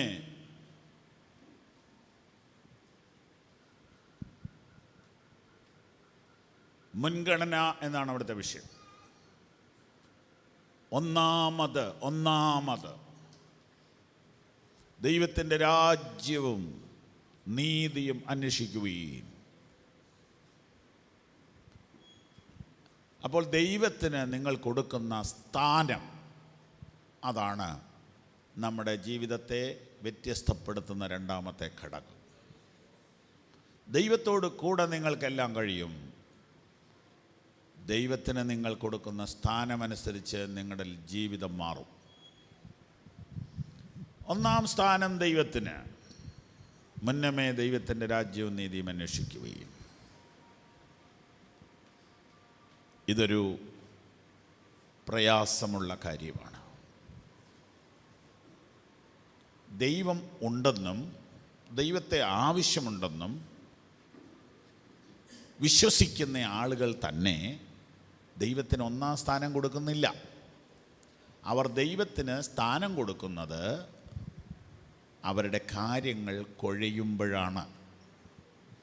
അവർ ദൈവത്തെ ഓർക്കുന്നത് തന്നെ പ്രയാസങ്ങൾ വരുമ്പോഴാണ്. വഴി മുട്ടുമ്പോൾ, വഴി അടയുമ്പോൾ, കാര്യങ്ങൾ പ്രതികൂലമാകുമ്പോൾ, മുന്നോട്ട് പോകാൻ തീരെ പറ്റാതെ വരുമ്പോഴാണ് അവർ ദൈവത്തെ നോക്കുന്നത്. എന്നാൽ കർത്താവ് നമ്മോട് പറയുകയാണ്, അതല്ല രീതി. മുന്നമേ ഒരു കുഴച്ചിലുമില്ല, പക്ഷെ ദൈവത്തെ അന്വേഷിക്കണം. ഒന്നാമത് ദൈവത്തെ അന്വേഷിക്കുക. അപ്പോൾ ബാക്കിയെല്ലാം പുറകെ വരും. മുന്നമേ ദൈവത്തിൻ്റെ രാജ്യവും നീതിയും അന്വേഷിക്കുകയും അതോടുകൂടെ ഇതൊക്കെ നിങ്ങൾക്ക് കിട്ടും. ജീവിതത്തിൻ്റെ ഫസ്റ്റ് പ്രയോറിറ്റി ദൈവത്തിന് കൊടുക്കുക. ഇത് പറയുമ്പോൾ എളുപ്പമാണെങ്കിലും പ്രവർത്തിക്കുമ്പോൾ എളുപ്പമല്ല. നമ്മുടെ ജീവിതത്തിൻ്റെ ഓരോ ദിവസവും ഇത് അപ്ലൈ ചെയ്യണം. ഓരോ മിനിറ്റും ഇത് ഓർക്കണം. ഓരോ കാര്യത്തിൽ ഇടപെടുമ്പോൾ ഇത് ഓർക്കണം. ഒരു ബിസിനസ്സിൽ ഇടപെടുമ്പോൾ അത് ഓർക്കണം. ഒരു സാധനം വാങ്ങുമ്പോൾ അത് ഓർക്കണം. ഒരു അഡ്മിഷന് പോകുമ്പോൾ അത് ഓർക്കണം. ഒരു കല്യാണം ആലോചിക്കുമ്പോൾ അത് ഓർക്കണം. ഒരു വീട് വെക്കുമ്പോൾ അത് ഓർക്കണം. ഒരു വസ്തു വാങ്ങുമ്പോഴും വിൽക്കുമ്പോഴും അത് ഓർക്കണം. ഒരു വാഹനം വാങ്ങുമ്പോഴത് ഓർക്കണം. ഒന്നാം സ്ഥാനം ദൈവത്തിന്.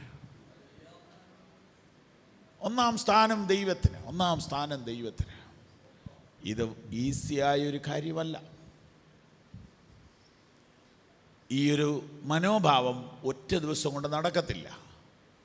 വളർത്തിയെടുക്കണം. നമുക്കിഷ്ടമുള്ള കാര്യങ്ങളൊക്കെ ചെയ്തിട്ട് ദൈവമേ എന്നെ സഹായിക്കണമെന്ന് പ്രാർത്ഥിക്കുമ്പോൾ അത് ദൈവത്തിന് ഒന്നാം സ്ഥാനം കൊടുക്കുന്നതല്ല. നമ്മൾ നമ്മുടെ വഴിക്കൊക്കെ പോയിട്ട് ദൈവമേ എന്നെ സഹായിച്ചേക്കണമെന്ന് പറഞ്ഞാൽ ഉടനെ നമ്മൾ ദൈവത്തിന് ഒന്നാം സ്ഥാനം കൊടുക്കുകയല്ല. കർത്താവേ, ഞാൻ ഈ പോകുന്ന വഴി നിനക്ക് ഹിതമാണോ? അല്ല എങ്കിൽ എന്നെ വിടരുതേ എന്ന് പറയുന്ന ഒരു അനുഭവമാണ് ദൈവത്തിന് മുൻഗണന കൊടുക്കുക എന്ന് പറയുന്നത്. നമുക്ക് ശരിയെന്ന് തോന്നുന്നത് ചിലപ്പോൾ ദൈവഹിതമായിരിക്കുകയില്ല. നമുക്ക് ലാഭം എന്ന് തോന്നുന്നത് ചിലപ്പോൾ ദൈവഹിതമായിരിക്കത്തില്ല. മറ്റുള്ളവരെല്ലാം ചെയ്യുന്നതെല്ലാം നല്ലതായിരിക്കണമെന്നില്ല. ദൈവത്തിൻ്റെ ഹിതത്തിന് നമ്മെ തന്നെ വിധേയപ്പെടുത്തി കൊടുക്കുക എന്ന് പറയുന്ന ഒരു ബുദ്ധിമുട്ട് പിടിച്ച മേഖലയാണ് ഇപ്പോൾ നമ്മൾ കണ്ടുകൊണ്ടിരിക്കുന്നത്. സ്തോത്രം. ഇവിടെ നിന്ന് വളരെ പ്രധാനപ്പെട്ട ആത്മീയ പാഠങ്ങളിലേക്ക് നമ്മൾ പോവുകയാണ്. കർത്താവ് നമ്മുടെ ഹൃദയത്തിൻ്റെ കണ്ണുകളെ ഇന്ന് രാവിലെ തുറക്കട്ടെ. പ്രാർത്ഥനയോടെ നമുക്ക് ഈ തിരുവെഴുത്തുകളെ ശ്രദ്ധിക്കാം. ഇതുവരെ പറഞ്ഞതിനേക്കാൾ കടുപ്പമേറിയ ഭാഗങ്ങളിലേക്ക് നമ്മൾ കടക്കാൻ പോവുകയാണ്. ദൈവത്തിന് നമ്മുടെ ജീവിതത്തിലെ സ്ഥാനം. ഇത് നിങ്ങളെ മനസ്സിലാക്കി തരുവാൻ എനിക്ക് ആഗ്രഹമുണ്ട്. ദൈവവിശ്വാസം, ക്രിസ്തീയ വിശ്വാസം, ഇതിനെ മൂന്നായിട്ട് തിരിക്കാം. ഒന്ന്, ദൈവത്തെ കൊണ്ട് ജീവിക്കുന്നവർ.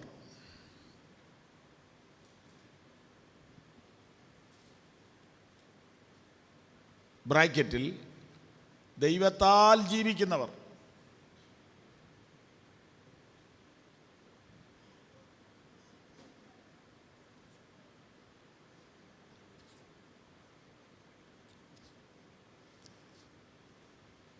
വീണ്ടും ബ്രാക്കറ്റിൽ, അത് തന്നെ ഒന്നാമത്തെ കാര്യത്തിന് വിശദീകരണമാണ്. ദൈവത്തിൻ്റെ സഹായത്താൽ ജീവിക്കുന്നവർ.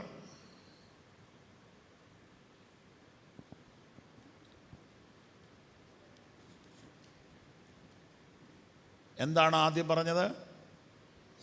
ദൈവത്തെ കൊണ്ട് ജീവിക്കുന്നവർ. രണ്ടാമത് പറഞ്ഞത് ദൈവത്താൽ ജീവിക്കുന്നവർ. മൂന്നാമത് പറഞ്ഞത് ദൈവത്തിൻ്റെ സഹായത്താൽ ഇതെല്ലാം ഒന്ന് തന്നെയാണ്. ഒന്നാമത്തെ കാര്യത്തിൻ്റെ 3 വാക്കുകളാണ്, അല്ലെങ്കിൽ 3 വിശദീകരണങ്ങളാണ്.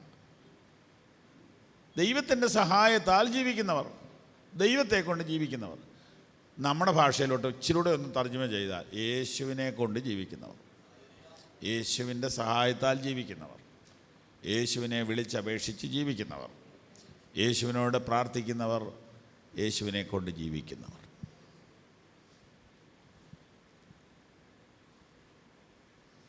രണ്ടാമത്തെ കൂട്ടര്, നമ്പർ 2,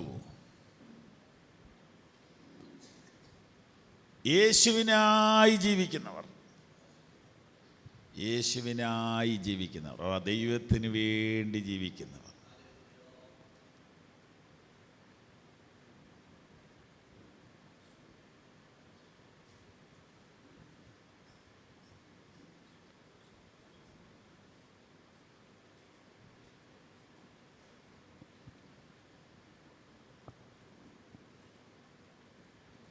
വലിയ വ്യത്യാസമൊന്നുമില്ല. പക്ഷേ പഠിക്കാൻ അവസരം കിട്ടിയാൽ വ്യത്യാസം മനസ്സിലാവും. കർത്താവ് നമ്മുടെ ഉള്ളു തുറന്നാലേ അത് പഠിക്കാൻ പറ്റുള്ളൂ. യേശുവിന് വേണ്ടി ജീവിക്കുന്നവർ, ദൈവത്തിന് വേണ്ടി ജീവിക്കുന്നവർ, ദൈവത്തിനായി ജീവിക്കുന്നവർ, ദൈവത്തെ കൊണ്ട് ജീവിക്കുന്നവർ, ദൈവസഹായത്താൽ ജീവിക്കുന്നവർ. ഈ പറഞ്ഞതെല്ലാം ഒന്നാണെങ്കിൽ, രണ്ടാമത്തേത് ദൈവത്തിനായി, യേശുവിന് വേണ്ടി ജീവിക്കുന്നവർ. മൂന്നാമത്തേത് യേശു എന്നിൽ ജീവിക്കുന്നവർ.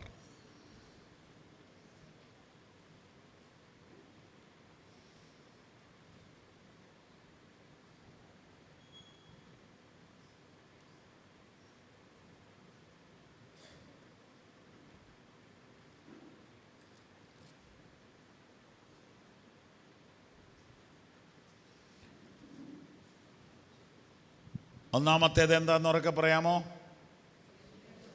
ദൈവത്തെ കൊണ്ട് ജീവിക്കുന്നവർ. മത്തായി എഴുതിയ സുവിശേഷം 9-ാമത്തെ അധ്യായം 27-ാമത്തെ വാക്യം ഒന്നുറക്കെ വായിക്കാമോ? ആ,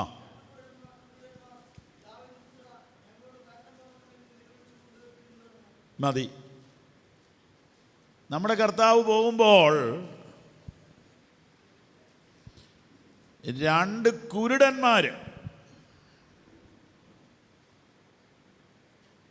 ദാവീദ് പുത്രാ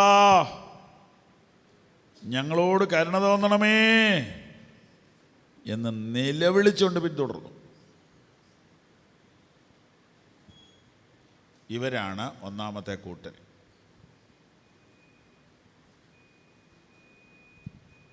അടുത്ത വാക്യം വായിക്കാമോ? അവൻ വീട്ടിലെത്തിയപ്പോൾ കുരുടന്മാർ അവൻ്റെ അടുക്കൽ വന്നു.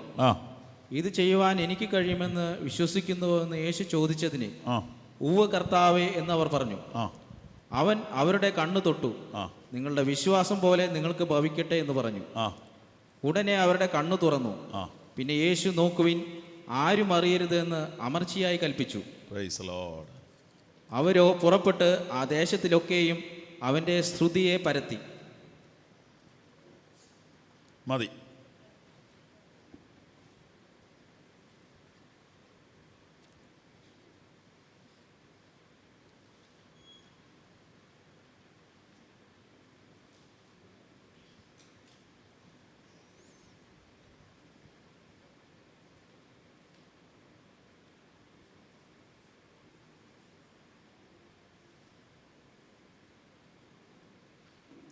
ലൂക്കോസിന്റെ സുവിശേഷം 9-ാം അധ്യായം.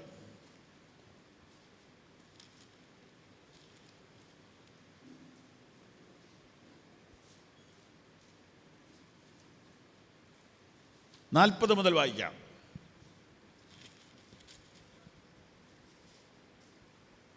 അതിനെ പുറത്താക്കുവാൻ തൻ്റെ ശിഷ്യന്മാരോ 8:40 ആ ആ ആ ആ ആ കാൽക്കൽ വീണു. ശ്രദ്ധിക്കണേ, കാൽക്കൽ വീണു. ആ ഒറ്റ മോന് എത്ര വയസ്സായി? 12 വയസ്സ്. ആ ആ അപ്പോൾ ആ വീഴ്ചയുടെ കർത്താവിൻ്റെ മുമ്പിലോട്ട് ആ മനുഷ്യൻ വന്ന് അലച്ചു കെട്ടി വീഴുന്നത് നിങ്ങൾക്ക് മനസ്സിൽ കാണാൻ പറ്റുന്നുണ്ടോ? അയാളുടെ ആവശ്യം അത്ര ഭയങ്കരമാണ് അല്ലേ? ഒറ്റ മോനുണ്ട്. ഇപ്പം എങ്ങനെയാണ് കണ്ടീഷൻ? മരിക്കാറായി. Critical condition. 12 വയസ്സുള്ള ചെറുക്കൻ, ഒറ്റ മോന്, ഇപ്പം മരിക്കും.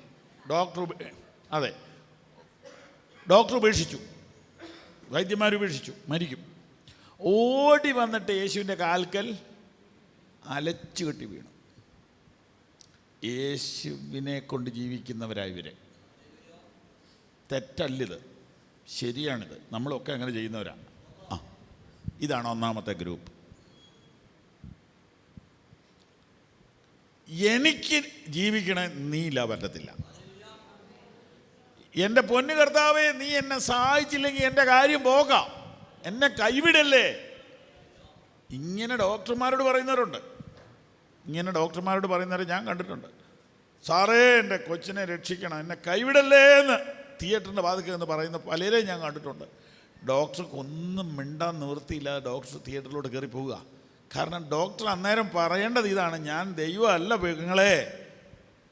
പക്ഷെ അതും പുള്ളി പറയുകയില്ല, കാരണം മനസ്സ് കലങ്ങി നിൽക്കുക പുള്ളിയുടെ, കാരണം രക്ഷപ്പെടുകയില്ല. അപ്പം ഇതുപോലെയുള്ള സാഹചര്യത്തിൽ യേശുവിനോട് പറഞ്ഞാൽ എന്തേലും നടക്കും. ആ അതുറപ്പാണ്. ക്രിട്ടിക്കലായൊരു വിഷയത്തിൽ യേശുവിനോട് പറഞ്ഞാൽ എന്തേലും നടക്കും. പറഞ്ഞവർക്കൊക്കെ അത്ഭുതം നടന്നിട്ടുണ്ട്. അത് അവർണ്ണനീയമായ അത്ഭുതം നടക്കുന്നത് ഞാൻ കണ്ടിട്ടുണ്ട്. അതുകൊണ്ട് ഞാൻ അങ്ങനെ പ്രാർത്ഥിച്ചിട്ടുണ്ട്. അനേകർക്ക് വേണ്ടിയും എൻ്റെ ആവശ്യത്തിന് വേണ്ടിയും പ്രാർത്ഥിച്ചിട്ടുണ്ട്.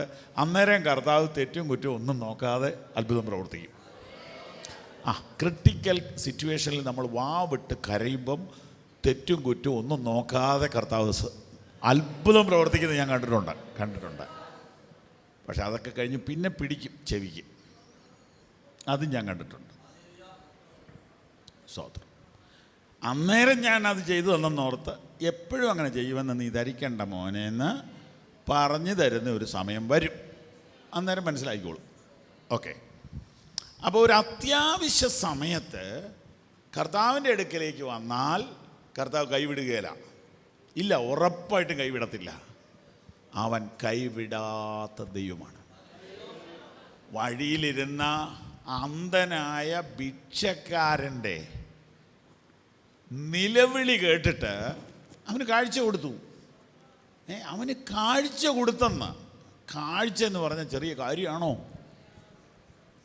അവന് കാഴ്ച കൊടുത്തു. ഇവിടെ ഇതാ പള്ളിപ്രമാണി 12 വയസ്സുള്ള ഏകജാതയായ ഒരു മകൾ മരിക്കാറായി.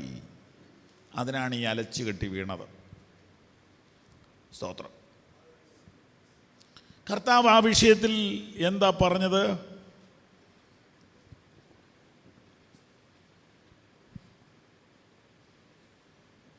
കർത്താവ് അവളെ ആ വിഷയത്തിൽ ഇടപെടാൻ പോവുക. മറ്റൊരു സുവിശേഷത്തിൽ വായിച്ചാൽ കർത്താവ് വീട്ടിലോട്ട് വരാമെന്ന് പറഞ്ഞു, വിഷയത്തിൽ ഇടപെടാമെന്ന് പറഞ്ഞു. ഓക്കെ, 49 വായിച്ച്. 49. അവൻ സംസാരിച്ചു കൊണ്ടിരിക്കുമ്പോൾ തന്നെ പള്ളിപ്രമാണിയുടെ ഒരാൾ വന്നു, നിന്റെ മകൾ മരിച്ചുപോയി, ഗുരുവിനെ പ്രയാസപ്പെടുത്തേണ്ട എന്ന് പറഞ്ഞു. കേട്ടോ, അത്രയ്ക്ക് സീരിയസ് ആയിരുന്നു കേസ്. പുള്ളി ഇവിടെ വന്ന് പറഞ്ഞപ്പോഴേക്കും അവിടെ എന്ത് സംഭവിച്ചു? മരിച്ചു. അപ്പോൾ പുള്ളി പറഞ്ഞത് കറക്റ്റായിരുന്നു. മരിക്കാറായപ്പോഴാണ് പുള്ളി ഓടി വന്നത്, മരിക്കുകയും ചെയ്തു. ഇത് പറഞ്ഞുകൊണ്ടിരിക്കുമ്പോൾ അടുത്ത ആൾ വന്ന് പറഞ്ഞു, ഇനി കർത്താവിനെ വെറുതെ ബന്ധപ്പെടുത്തണ്ട, കാര്യം എന്ത് ചെയ്തു? അപ്പോൾ ഈ വന്നവരുടെ വിചാരം മരിക്കുന്നതിന് മുമ്പ് യേശുവിന് എന്തെങ്കിലും ചെയ്യാൻ പറ്റും, മരിച്ചാൽ പിന്നെ ഒന്നും ചെയ്യാൻ പറ്റുകയില്ല, മരിച്ചാൽ പിന്നെ ഡോക്ടർക്കും ഒന്നും ചെയ്യാൻ പറ്റുകയില്ല, യേശുവിനും ഒന്നും ചെയ്യാൻ പറ്റുകയില്ല. അപ്പോൾ യേശുവിനെ അത്രേ ആളുകൾ കണ്ടിട്ടുള്ളൂ. യേശു എന്നാ പറഞ്ഞെന്ന് നോക്കിയേ. യേശു അത് കേട്ടാറെ, ഭയപ്പെടേണ്ട, വിശ്വസിക്കുക മാത്രം ചെയ്യുക, എന്നാൽ അവൾ രക്ഷപ്പെടും എന്ന് അവനോട് ഉത്തരം പറഞ്ഞു. Praise Lord. ഈ പറയുന്നതെല്ലാം കർത്താവ് കേൾക്കുന്നുണ്ട്. കർത്താവ് പറയാം, അതൊന്നും നിങ്ങൾ കാര്യമാക്കണ്ട, ഞാനത് സൗഖ്യമാക്കിക്കോളാം. അപ്പം മരിച്ചെന്ന് പറയുന്നത് പോലും കർത്താവിനെ സംബന്ധിച്ചിടത്തോളം ഞെട്ടിപ്പിക്കുന്ന വിവരമൊന്നുമല്ല. കർത്താവിന് ആ വിഷയത്തിൽ ഇടപെടാൻ കഴിയും. ഞാൻ പറഞ്ഞു വന്നത്, അവരെക്കുറിച്ച് കർത്താവിന് മുൻകാല ചരിത്രമൊന്നും അറിഞ്ഞൊന്നുമല്ല. ആ നിലവിളിയുടെ മുമ്പിൽ മനസ്സലിയ. നിങ്ങളേത് സഭക്കാരാണ്, നാളെ തൊട്ട് പ്രാർത്ഥനയ്ക്ക് വരുമോ, ഇതൊന്നും ചോദിച്ചല്ല. മനസ്സലിയ, മനസ്സങ്ങലിയ. നിലവിളിക്കുന്ന കാണുമ്പം കർത്താവിന് ഭയങ്കരമായിട്ട് മനസ്സലിയും, കർത്താവ് അത്ഭുതം ചെയ്യും. ഇനി ഒരു പേജ് മുമ്പോട്ട് പോകുമ്പോൾ 9-ാം അധ്യായത്തിലോട്ട് വന്നേ. 9-ാം അധ്യായത്തിൻ്റെ 37 മുതൽ വായിച്ചു. 37 മുതൽ. പിറ്റേന്നാൾ അവർ മലയിൽ നിന്നും ഇറങ്ങി വന്നപ്പോൾ ബഹുപുരുഷാരം അവനെതിരേറ്റു. കൂട്ടത്തിൽ നിന്നൊരാൾ നിലവിളിച്ച്, ഗുരു, എൻ്റെ മകനെ കടാക്ഷിക്കണമേ, ഞാൻ നിന്നോട് അപേക്ഷിക്കുന്നു. എൻ്റെ മകനെ കടാക്ഷിക്കണമെന്ന് ഞാൻ നിന്നോട് അപേക്ഷിക്കുന്നു. അയാളും മറ്റേ അയാളേക്കാൾ ഒട്ടും മോശമല്ല, അയാൾ നിലവിളിച്ചെന്നാണ് എഴുതിയിരിക്കുന്നത്. കൂട്ടത്തിൽ നിന്നൊരാൾ നിലവിളിച്ചു, എൻ്റെ മകനെ കടാക്ഷിക്കണമേ, അവൻ എനിക്ക് ഏകജാതനാകുന്നു, ഒറ്റ സന്താനേ ഉള്ളൂ. ഇടക്കരച്ചിൽ ഭയങ്കരമാണ്. വായിച്ചോ. ഒരാത്മാവ് അവനെ പിടിച്ചിട്ട് അവൻ പൊടുന്നനവേ നിലവിളിക്കുന്നു, അത് അവനെ നുരപ്പിച്ച് പിടപ്പിക്കുന്നു. പിന്നെ അവനെ ഞെരിച്ചിട്ട് പ്രയാസത്തോടെ വിട്ടുമാറുന്നു. അതിനെ പുറത്താക്കുവാൻ നിന്റെ ശിഷ്യന്മാരോട് അപേക്ഷിച്ചു, എങ്കിലും അവർക്ക് കഴിഞ്ഞില്ല എന്ന് പറഞ്ഞു. അതിന് യേശു, അവിശ്വാസവും കോട്ടമുള്ള തലമുറയെ, എത്രത്തോളം ഞാൻ നിങ്ങളോടുകൂടെ ഇരുന്ന് നിങ്ങളെ സഹിക്കും, നിന്റെ മകനെ ഇവിടെ കൊണ്ടുവരിക എന്ന് ഉത്തരം പറഞ്ഞു. അവൻ വരുമ്പോൾ തന്നെ ഭൂതം അവനെ തള്ളിയിട്ട് പിടപ്പിച്ചു. യേശു അശുദ്ധാത്മാവിനെ ശാസിച്ചു ബാലനെ സൗഖ്യമാക്കി അപ്പനെ ഏൽപ്പിച്ചു. എല്ലാവരും ദൈവത്തിൻ്റെ മഹിമയിൽ വിസ്മയിച്ചു. സ്തോത്രം. ഇവിടെ പ്രത്യേകിച്ച് ഒന്നും ചോദിച്ചില്ല, കർത്താവ് സൗഖ്യമാക്കി. ഇതിന് മരുന്നില്ലാത്ത രോഗമാണ്, ഒരു ഡോക്ടർക്ക് ഒന്നും ചെയ്യാൻ പറ്റില്ലാത്ത കേസാണ്, കർത്താവ് സൗഖ്യമാക്കി. ഇതാണ് നമ്മൾ എഴുതിയ 1-ാമത്തെ സ്റ്റെപ്പ്. നമ്മുടെ ക്രിസ്തീയ വിശ്വാസത്തിൻ്റെ 3 പടികൾ അവിടെ കാണാം. അതിലാദ്യത്തെ പടി ഇതാണ്: യേശുവിനാൽ ജീവിക്കുന്നവർ, യേശുവിനെ കൊണ്ട് ജീവിക്കുന്നവർ, യേശുവിൻ്റെ സഹായത്താൽ ജീവിക്കുന്നവർ, യേശുവിനോട് പ്രാർത്ഥിച്ചും നിലവിളിച്ചും കരഞ്ഞും വാവിട്ട് കരഞ്ഞും ഉപവസിച്ചും നിലവിളിച്ചും പ്രാർത്ഥിച്ചും കർത്താവ് സഹായിച്ച് ജീവിക്കുന്ന അനുഭവം. യേശുവേ, നീ അല്ലാതെ എനിക്കാരുമില്ല, നീ എന്നെ സഹായിക്കണേ, നീ എന്നെ കൈവിടല്ലേ, നീ എന്നെ സഹായിക്കണേ, നീ എന്നെ കൈവിടല്ലേ. ഇതിനകത്താണ് വിശ്വാസ സമൂഹത്തിൽ 70% പേരും ഇതിനകത്താണ്. ഇനിയും പറയുമ്പോൾ ശ്രദ്ധിച്ച് കേൾക്കണം. ഇതിനകത്ത് നിങ്ങൾ അധികം കാലം തുടരരുത്, നിങ്ങൾ അടുത്ത സ്റ്റെപ്പിലോട്ട് കയറണം. Price the Lord. ഇത് LKG ക്ലാസ്സാണ്.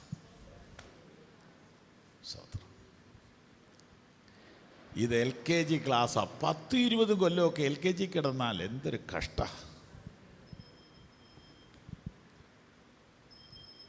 Price the Lord. രണ്ടാമത്തെ ലെവൽ ഏതാ? രണ്ടാമത്തെ ലെവലിലേക്ക് നമുക്ക് നോക്കാം. ബൈബിളിൽ എവിടെയാണ് കിടക്കുന്ന ആ വാക്യം? ഓർമ്മയുണ്ടോ? യേശുവിനായി ജീവിക്കുക എന്നുള്ള വാക്യം 2 കൊരിന്ത്യർ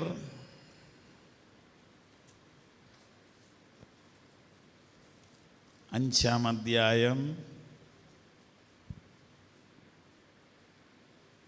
14-ാമത്തെ വാക്യം.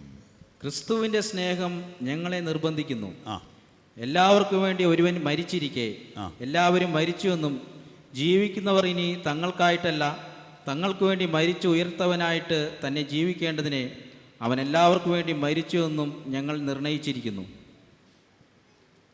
ഒരു പ്രാവശ്യം വായിച്ചു, പക്ഷേ മനസ്സിലാകുകയില്ല. അതുകൊണ്ട് ഒന്നുകൂടെ വായിക്കും, കേട്ടോ. ക്രിസ്തുവിൻ്റെ സ്നേഹം ഞങ്ങളെ നിർബന്ധിക്കുന്നു. എല്ലാവർക്കും വേണ്ടി ഒരുവൻ മരിച്ചിരിക്കെ എല്ലാവരും മരിച്ചുവെന്നും ജീവിക്കുന്നവർ ഇനി തങ്ങൾക്കായിട്ടല്ല തങ്ങൾക്ക് വേണ്ടി മരിച്ചു ഉയർത്തവനായിട്ട് തന്നെ ജീവിക്കേണ്ടതിനെ അവൻ എല്ലാവർക്കും വേണ്ടി മരിച്ചുവെന്നും ഞങ്ങൾ നിർണയിച്ചിരിക്കുന്നു. ഇത് കട്ടിയുള്ള ഒരു ലെസൺ ആയതുകൊണ്ട് ഒന്നുകൂടെ വായിക്കുകയാണ്, കേട്ടോണം.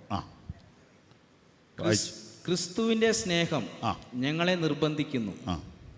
എല്ലാവർക്കും വേണ്ടി ഒരുവൻ മരിച്ചിരിക്കെ. അവിടെ നിർത്തിക്കേ, പറയാം.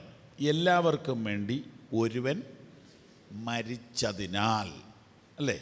മരിച്ചിരിക്കെ, മരിച്ചതിനാൽ. ചോദ്യം, അതാരാ? സംശയമുണ്ടോ? അനേകർ മരിച്ചിട്ടുണ്ട്.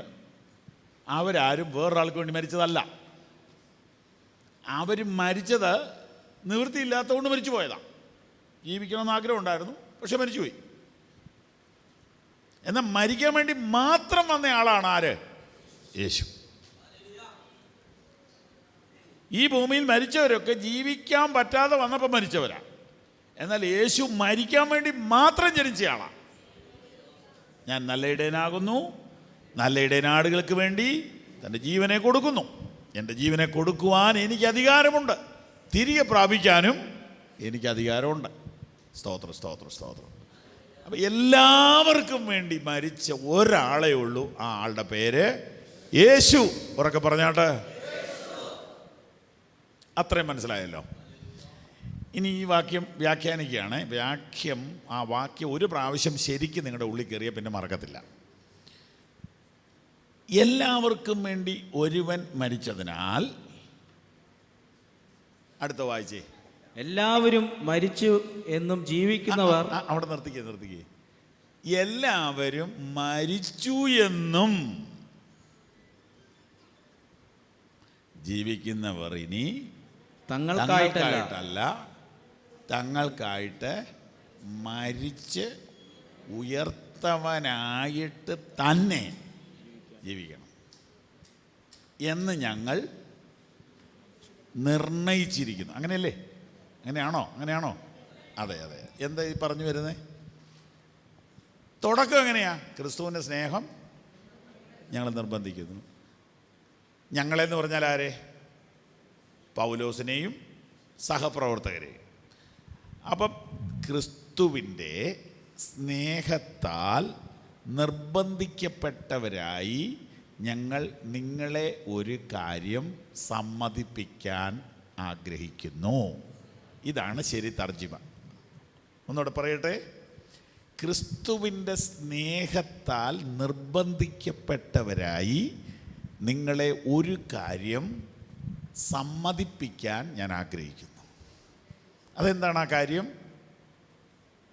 നിങ്ങൾക്ക് വേണ്ടി ക്രിസ്തു മരിച്ചു എന്ന് നിങ്ങൾ തിരിച്ചറിഞ്ഞാൽ പിന്നെ നിങ്ങൾ നിങ്ങൾക്കായി ജീവിക്കുന്നത് നിർത്തണം. നിങ്ങൾക്ക് വേണ്ടി മരിച്ച് ഉയർത്തവന് വേണ്ടി നിങ്ങൾ ജീവിക്കണം. അങ്ങനെയാണോ എഴുതിയിരിക്കുന്നത്? ഒന്നുകൂടെ ഒന്ന് വായിച്ചേ.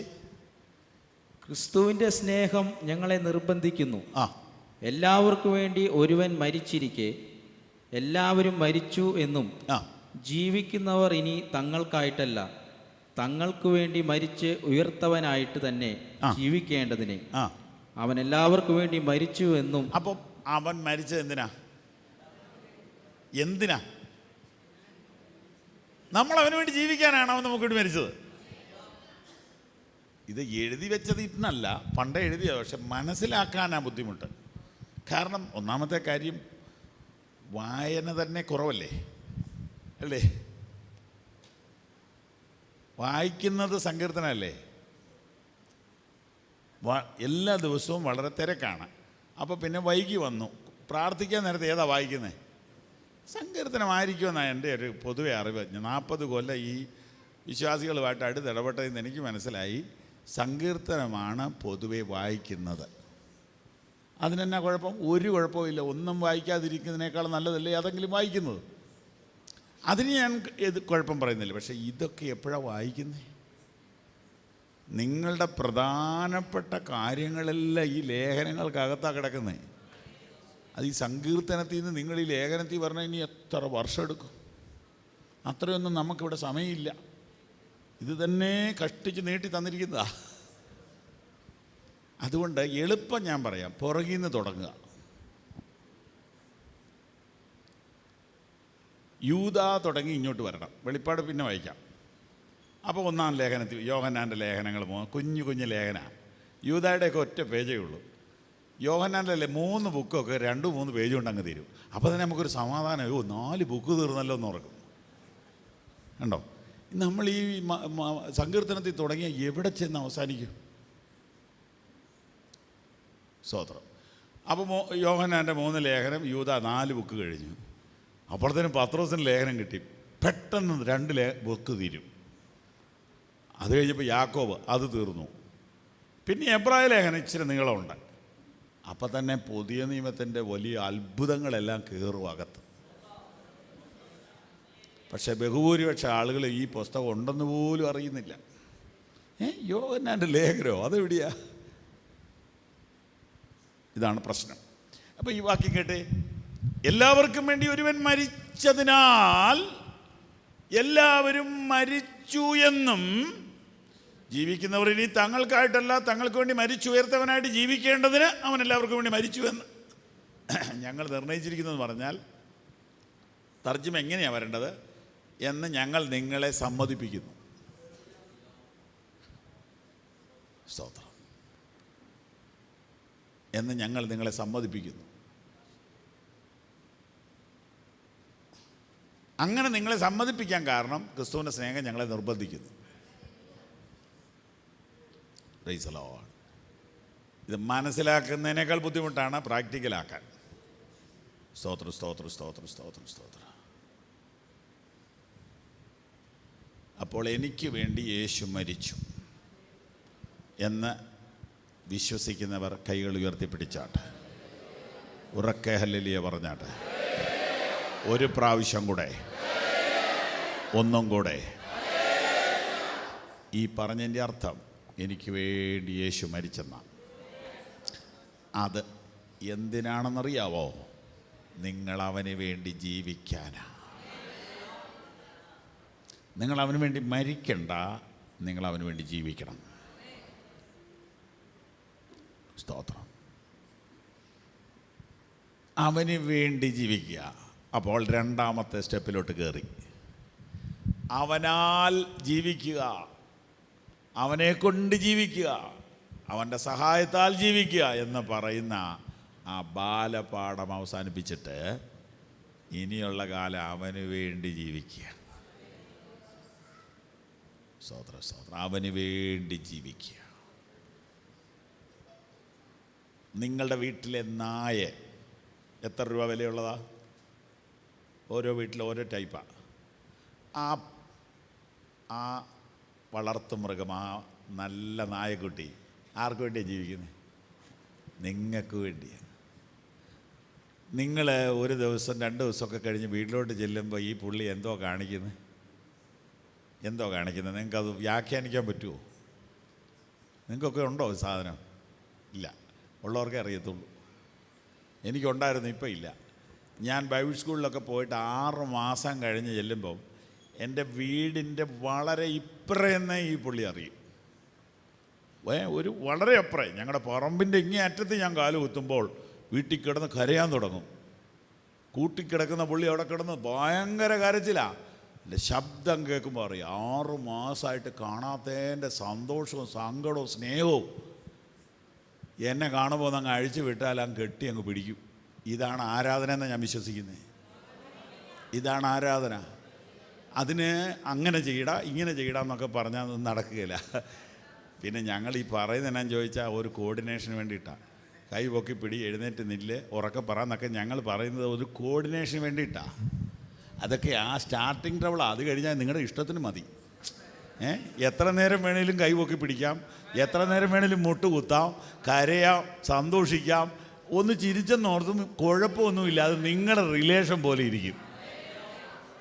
ആരാധന നമുക്ക് പഠിപ്പിക്കാൻ ഒക്കെയില്ല. പാട്ട് പഠിപ്പിക്കാം.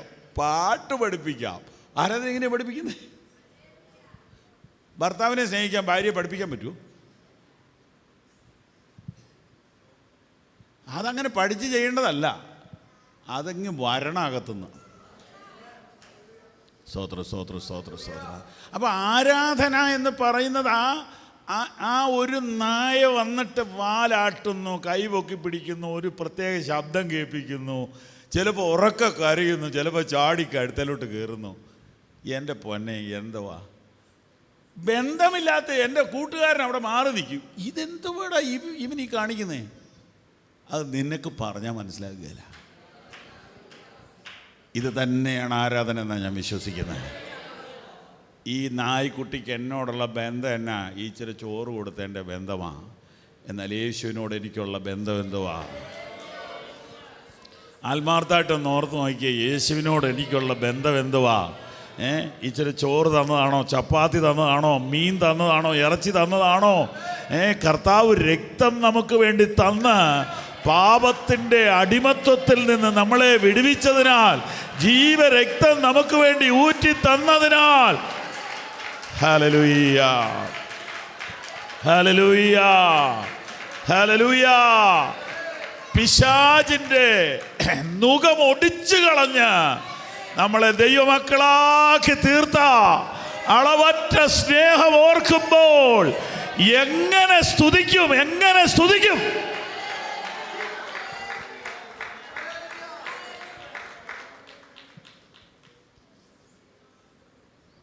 ഹല്ലേലൂയ.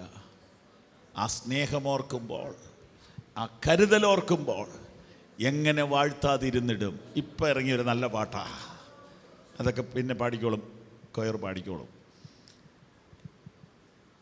ഇത് ഞങ്ങൾ നിങ്ങളെ കൊണ്ട് എഴുന്നേൽപ്പിട്ട് നിൽക്കാൻ പറയുകയും പ്രാർത്ഥിക്കാനും കൈപൊക്കാനും ഒക്കെ പറയുന്നത്, നിങ്ങളതിൻ്റെ ആരംഭത്തിൽ ഈ ലോകത്തിൽ ജീവിച്ചൊക്കെ വരികയല്ലേ, ആ ദൈവ സാന്നിധ്യത്തിലോട്ടൊന്ന് കയറാൻ വേണ്ടി ഞങ്ങൾ സഹായിക്കുന്നതേ ഉള്ളൂ.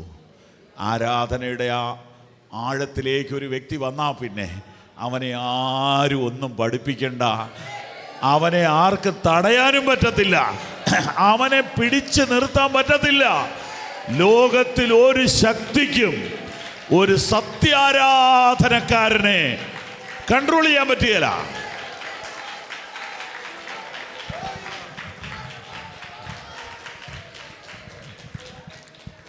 ഒരു സത്യാരാധകനെ കൺട്രോൾ ചെയ്യാൻ, പിടിച്ചു നിർത്താൻ ആർക്കും പറ്റത്തില്ല. എൻ്റെ സെൻറ്ററിലെ ഒരു പാസ്റ്ററുടെ അപ്പച്ചനുണ്ട്, 80 വയസ്സുണ്ട്. അപ്പച്ചൻ ആ പാസ്റ്ററുടെ കൂടെ ഫെയ്ത്തോമി താമസിക്കുക. ഈ അപ്പച്ചൻ ഏത് യോഗത്തിൽ നിങ്ങൾ ആ യോഗം റെക്കോർഡ് ചെയ്ത് നോക്കണം. ഞങ്ങളുടെ ആ പ്രദേശത്ത് നടക്കുന്ന ഏത് യോഗം റെക്കോർഡ് ചെയ്താലും പ്രസംഗത്തെക്കാൾ ഒച്ചയിൽ ഇടയ്ക്കിടയ്ക്ക് ഒരു ഹല്ലേലൂയ കേൾക്കാം. ഞാൻ മിക്കവാറും എല്ലാം റെക്കോർഡ് ചെയ്യും. അതുകൊണ്ടിന്ന് വീട്ടിൽ വെക്കുമ്പോൾ ഇടയ്ക്ക്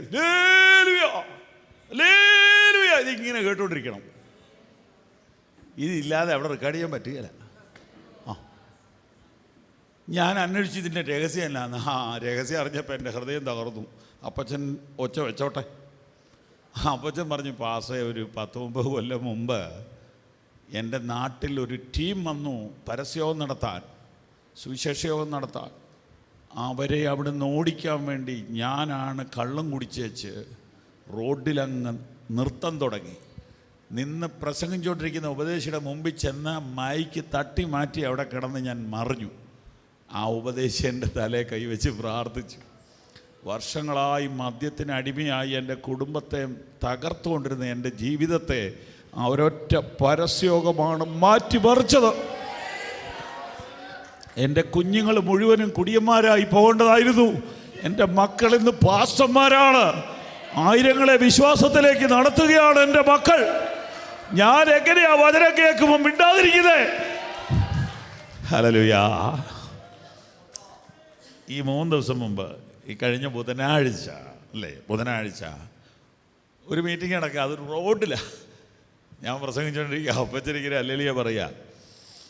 എല്ലാം കഴിഞ്ഞ് ഞങ്ങൾ ഒരുമിച്ച് ഭക്ഷണം കഴിക്കുന്നിടത്ത് ഈ അപ്പച്ചൻ ഞങ്ങളുടെ കൂടെ ഉണ്ട്. അപ്പച്ചൻ എൻ്റെ അടുത്തിരുന്ന് പറയുക, ഇന്ന് എൻ്റെ അടുത്തിരുന്ന് ആൾ എനിക്കൊരു പോരാട്ടമായിരുന്നു. ഞാൻ ചോദിച്ചാൽ എന്നാ? ഞാൻ സ്തുതിക്കുന്നത് അവന് പിടിക്കുന്നില്ല.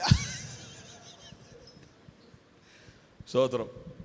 ഞാൻ ഒരു പ്രാവശ്യം സ്തുതിക്കുമ്പോൾ അവൻ എന്നെ ഒന്ന് കണ്ണുപിടിച്ച് നോക്കും. ഞാൻ ഉടനെ മിണ്ടാതിരിക്കും.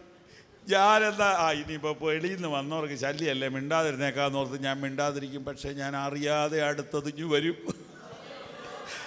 അത് ആദ്യത്തെക്കാൾ ശക്തമായിരിക്കും. അതോടുകൂടി അവൻ വല്ലാതെ ഞെട്ടിയിട്ട് ഒന്നുകൂടെ നോക്കും. ഞാനെന്നാ ഇന്ന് മിണ്ടുന്നില്ലെന്ന് ഓർത്തിരിക്കുമ്പോഴാണ് പാസ്റ്റർ അടുത്ത ദൂത് പറയുന്നത്. ഹല്ലേലൂയ, അത് ഞാനങ്ങ് പറയും. അപ്പോൾ അവനങ്ങ് കലിയായി. ഞാനൊരു പ്രാർത്ഥന പ്രാർത്ഥിച്ച്, എൻ്റെ പൊന്നെ കർത്താവേ, ഒന്നെങ്കിൽ എനിക്ക് സ്തുതിക്കാതെ വചനം കേൾക്കാൻ കൃപ തരണം, അല്ലെങ്കിൽ ഇവൻ എഴുന്നേറ്റ് പോകാൻ കൃപ കൊടുക്കണം. അവരെഴുന്നേറ്റ് പോയി. സ്തോത്രം. അപ്പോൾ ഞാൻ അപ്പച്ചനെ തടയാൻ പറ്റൂല. നമുക്ക് അത്രയൊന്നും സ്നേഹമില്ലാത്തതുകൊണ്ട് നമ്മളിണ്ടായിരിക്കുന്നു. സ്തോത്രം. പിന്നെ ഓരോ നേച്ചറും കൂടിയാണ്. ചിലരെന്നാ ഉണ്ടെങ്കിലും ഇങ്ങനെ ഒരു മയത്തിന് നിൽക്കും. ചിലർ ഇച്ചിരി കണ്ടാൽ മതി അവരങ്ങ് തുള്ളി ചാടും. അതൊക്കെ ഓരോ പ്രകൃതമാണ്. അതുകൊണ്ട് എല്ലാവരും ഒരുപോലെ ചാടണമെന്ന് ഞാൻ നിർബന്ധിക്കാറില്ല. എന്നാൽ ചാടുന്നവരെ തടയാൻ ഞാൻ ഏതായാലും തയ്യാറല്ല. അത് അവരുടെ സന്തോഷമല്ലേ. അത് പ്രകടിപ്പിക്കാൻ ഒരു സ്ഥലമുള്ളത് ദൈവസഭയല്ലേ. വേറെ എവിടെയെങ്കിലും പറ്റുമോ? വീട്ടിൽ ചെന്നാൽ പറ്റുമോ? ദൈവസഭയിലല്ലേ പറ്റുള്ളൂ. ദൈവസഭയിൽ അത് തടയാൻ പാടില്ല. ഇവിടെയെങ്കിലും അവർ ദൈവത്തെ സ്തുതിക്കട്ടെ. Hallelujah, hallelujah, praise the Lord. അപ്പം ഞാൻ പറഞ്ഞു വന്നത്, കർത്താവിന് വേണ്ടി ജീവിക്കുക. നല്ല ഇറച്ചിയൊന്നും കൊടുക്കുകയില്ല. ഇച്ചിരി വേസ്റ്റ് ഇറച്ചി ചിക്കൻ കഴിച്ചതിൻ്റെ ബാക്കി എല്ലും കൊടുക്കുന്ന പട്ടിക്ക് ഇത്ര സ്നേഹമുണ്ടെങ്കിൽ ഞാൻ അത്രേ അതിന് കൊടുത്തിട്ടുള്ളൂ. അതിനാണ് അത് ഇതുപോലെ ആലിംഗനം ചെയ്യുന്നത്. അതിനാണ് അത് ഇതുപോലെ കരയുന്നത്, ഇതുപോലെ സ്നേഹിക്കുന്നത്. യേശു നിനക്ക് വേണ്ടി ചെയ്തത് എന്താണെന്ന് നീ തിരിച്ചറിഞ്ഞു കഴിയുമ്പോൾ നീ എത്ര സ്നേഹമുള്ളവനായിരിക്കണം, നീ എത്ര നന്ദിയുള്ളവനായിരിക്കണം. ഇതാണ് ആ വാക്യം. എല്ലാവർക്കും വേണ്ടി ഒരുവൻ മരിച്ചതിനാൽ എല്ലാവരും മരിച്ചു എന്നും ജീവിക്കുന്നവർ ഇനി തങ്ങൾക്കായിട്ടല്ല, തങ്ങൾക്ക് വേണ്ടി മരിച്ച് ഉയർത്തവനായിട്ട് തന്നെ ജീവിക്കണം. യേശുവിനായി ജീവിക്കുക. എൻ പേർക്കു ജീവൻ തന്ന നാഥനെ, അങ്ങേയ്ക്കായി എന്തു നൽകാൻ കഴിയുമോ? എൻ പേർക്കു ജീവൻ തന്ന നാഥനെ, അങ്ങേയ്ക്കായി എന്തു നൽകാൻ കഴിയുമോ? അതാണെന്നാശയേ, അതാണെന്നാഗ്രഹം, എൻ പേർക്ക് ജീവൻ തന്ന നാഥനെ. അതാണെന്നാശയേ, അതാണെന്നാഗ്രഹം, എൻ പേർക്ക് ജീവൻ തന്ന നാഥനെ. എൻ പേർക്ക് ജീവൻ തന്ന നാഥനെ,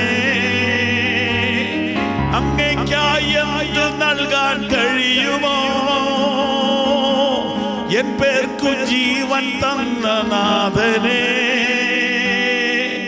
അങ്ങേയ്ക്കായി എന്തു നൽകാൻ കഴിയുമോ?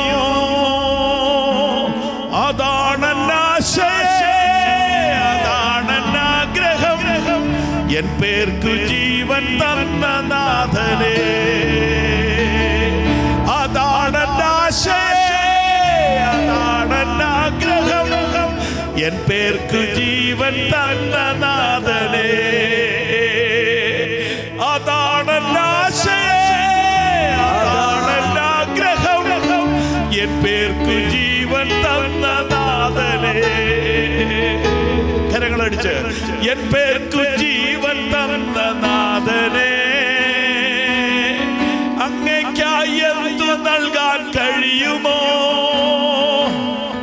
എൻ പേർക്കു ജീവൻ തന്ന നാഥനെ, അങ്ങേയ്ക്കായി എന്തു നൽകാൻ കഴിയുമോ? അതാണെന്നാശയം, അതാണെന്നാഗ്രഹം, എൻ പേർക്കു ജീവൻ തന്ന നാഥനെ.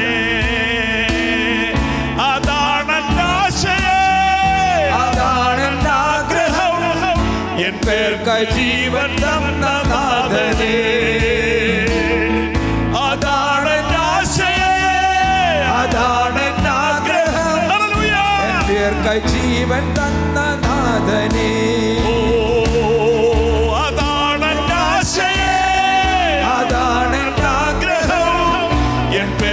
ജീവൻ തന്ന നാഥനെ, എൻ പേർക്കു ജീവൻ തന്ന നാഥനെ, അങ്ങേയ്ക്കായി എന്തു നൽകാൻ കഴിയുമോ? എൻ പേർക്കു ജീവൻ തന്ന നാഥനെ, അങ്ങേയ്ക്കായി എന്തു നൽകാൻ കഴിയുമോ?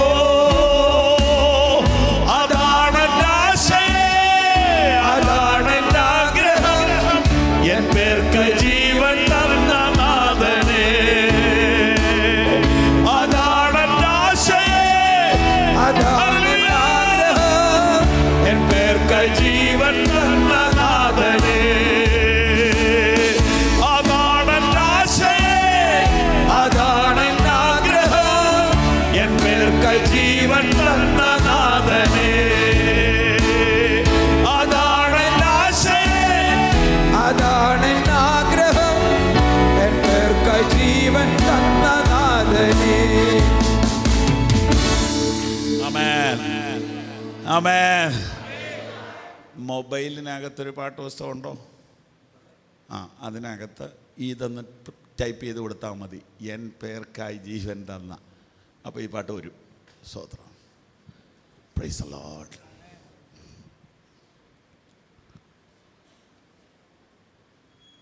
രണ്ടാമത്തെ സ്റ്റെപ്പിൽ നമ്മൾ നിൽക്കുകയാണേ, നമ്മുടെ ക്രിസ്തീയ ജീവിതത്തിൻ്റെ മുൻഗണനയോടുള്ള ബന്ധത്തിൽ.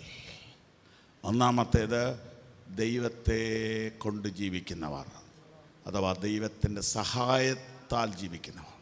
രണ്ടാമത്തേത് ദൈവത്തിന് വേണ്ടി, യേശുവിന് വേണ്ടി. ആരുണ്ട് യേശുവിന് വേണ്ടി ജീവിക്കാൻ? ബ്ലസ്സഡ് മേമനയുടെ ഒരു പാട്ടുണ്ട്, യേശുവിനായി ജീവിച്ചിടാൻ ആരുണ്ട്, യേശുവിനായി ജീവൻ തരാൻ ആരുണ്ട്. സ്തോത്രം. ആരുണ്ട് കർത്താവിന് വേണ്ടി ജീവിക്കാൻ? Oh Jesus. കർത്താവിന് വേണ്ടി ജീവിക്കാൻ ആരുണ്ട്? ചിന്തിക്കാനാ ചോദിക്കുന്നത്, ചിന്തിക്കാനാ. ഇത്രയൊക്കെ ജീവിച്ചില്ലേ? സ്തോത്രം. കർത്താവിന് വേണ്ടി ജീവിക്കാൻ ആരുണ്ട്? കർത്താവിന് വേണ്ടി ജീവിക്കാൻ ആരുണ്ട്? C.T. സ്റ്റഡ് ഒരു ദിവസം തീരുമാനിച്ചു, ഇനി കർത്താവിന് വേണ്ടി ജീവിക്കണം. Price the Lord. കർത്താവിന് വേണ്ടി ജീവിക്കണം, കർത്താവിന് വേണ്ടി ജീവിക്കണം. ഹല്ലേലൂയ. നിങ്ങൾ യഥാർത്ഥത്തിൽ ആർക്ക് വേണ്ടി ജീവിക്കുന്നതെന്ന് ചിന്തിച്ചേ. യഥാർത്ഥത്തിൽ ആർക്ക് വേണ്ടി ജീവിക്കുന്നത്? ഹല്ലേലൂയ. ഞാനൊരിക്കൽ റോഡിൽ നിൽക്കുമ്പോൾ കടയിലിരിക്കുന്ന ടെലിവിഷനകത്ത് റോഡിലെ കടയിലിരിക്കുന്ന ടെലിവിഷനകത്ത് ഡോക്ടർ PM മാത്യു വലിയൊരുമായിട്ട് അഭിമുഖം. കുടുംബജീവിതത്തെക്കുറിച്ച് പഠിപ്പിക്കുന്ന ഡോക്ടർ PM മാത്യു വലിയൊരുമായിട്ട് അഭിമുഖം. ഒരു ചേട്ടൻ്റെ ചോദ്യമാണ്, സാറേ എനിക്കൊരു മകനേ ഉള്ളൂ, ഞാൻ അവനെ പൊന്നുപോലെ വളർത്തി, ഞാനും എൻ്റെ ഭാര്യ അവന് വേണ്ടിയാണ് ജീവിച്ചത്. പാവം, അത് കേൾക്കുമ്പോൾ എനിക്ക് സങ്കടം തോന്നും. ഞാൻ കഷ്ടപ്പെട്ട് ജോലി ചെയ്ത് ഒരു നല്ല ഭക്ഷണം കഴിക്കാതെ അവന് വേണ്ടി ജീവിച്ചു, മുഴുവൻ കാശ് കൊടുത്ത് അവനെ പഠിപ്പിച്ചു. കല്യാണം കഴിച്ചു കഴിഞ്ഞപ്പോൾ ഇപ്പം അവന് അവളെ മതി, ഞങ്ങളെ വേണ്ട. ഡോക്ടർ ചോദിച്ചു, എന്നിട്ട് എന്താ സംഭവിച്ചേ? ഡോക്ടർ ചോദിക്കുക, അവൻ വീട് വെച്ച് മാറിയോ? അങ്ങനെയാണേലും സഹിക്കായിരുന്നു, അവൻ ഞങ്ങളെ വീട്ടിൽ നിന്ന് ഇറക്കി.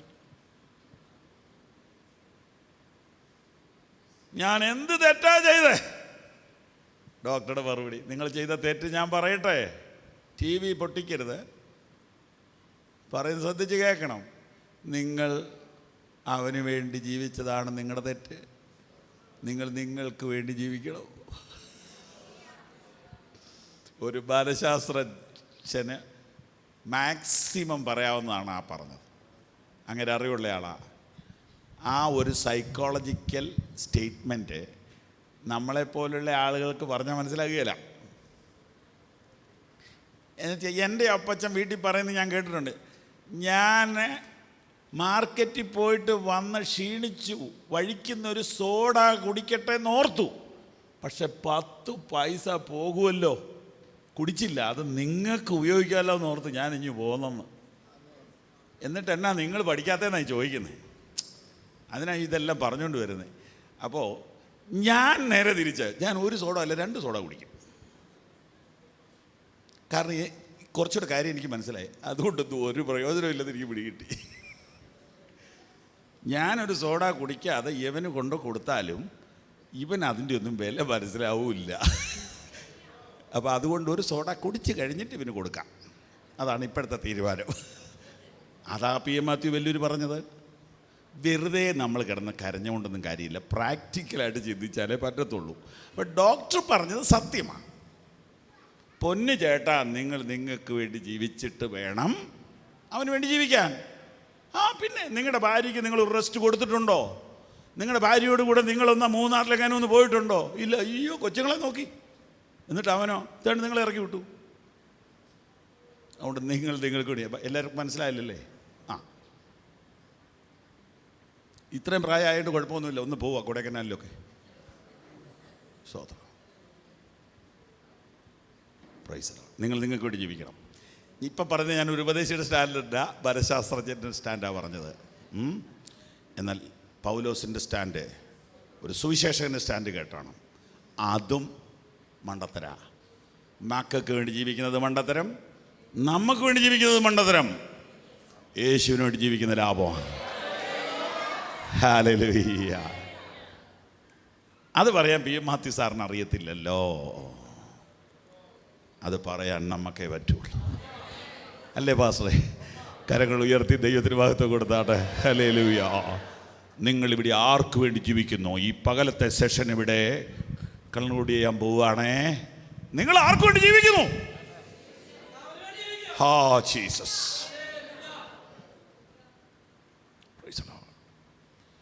ഈ വില കൂടിയ നായ്ക്കളുണ്ട്, വില കൂടിയ 10,000 കണക്കിന് രൂപ കൊടുത്ത് മേടിക്കുന്ന നായ്ക്കളുണ്ട്. അതിൽ ചിലതിൻ്റെ പ്രത്യേകത എന്നാണെന്നറിയോ? ഭൂമിയിൽ ഒരാളെ മാത്രമേ അത് സ്നേഹിക്കുകയുള്ളൂ. അതിനൊരു പേരുണ്ട്, എനിക്ക് മറന്നുപോയി. ഞാനാണ് അതിന് തീറ്റി കൊടുക്കുന്നതെങ്കിൽ എന്നെ ഒഴിച്ച് വേറെ ആരെയും, എൻ്റെ ഭാര്യയെ പോലും സ്നേഹിക്കുകയില്ല. One boss. ഇതാ ക്രിസ്ത്യാനിറ്റി. യേശുവിനേക്കാൾ അധികമായി ഒന്നിനെയും എനിക്ക് സ്നേഹിക്കാൻ കഴിയുകയില്ല. യേശുവിനേക്കാൾ അധികമായി ഒന്നിനെയും എനിക്ക് സ്നേഹിക്കാൻ കഴിയുകയില്ല. ഈ ഒരു സമർപ്പണമാണ് ക്രിസ്തീയ ജീവിതം. കർത്താവ് നമ്മിൽ നിന്ന് പ്രതീക്ഷിക്കുന്നത് ഞായറാഴ്ച വന്ന് ഗ്ലോറി എന്ന് നീ പറയണമെന്നല്ല. അതെങ്കിലും പറയുന്നുണ്ടല്ലോ എന്നോർത്ത് നിനക്ക് ചിലപ്പം ജീവിക്കാൻ വല്ലതൊക്കെ തരുമായിരിക്കും. ഇതൊന്നുമല്ല സ്വർഗത്തിൻ്റെ പ്രതീക്ഷ. ഇതൊന്നുമല്ല സ്വർഗത്തിൻ്റെ പ്രതീക്ഷ. അവൻ നിനക്ക് തന്നതെന്താണെന്ന് നീ അറിഞ്ഞാൽ, അവൻ നിനക്ക് ചെയ്തതെന്താണെന്ന് നീ അറിഞ്ഞാൽ, അവൻ നിന്നെ കരുതിയത് എങ്ങനെയാണെന്ന് നീ അറിഞ്ഞാൽ, അവൻ നിന്നെ സ്നേഹിച്ച സ്നേഹത്തിൻ്റെ ആഴം നീ അറിഞ്ഞാൽ, നീ അവനെ എങ്ങനെ സ്നേഹിക്കണം?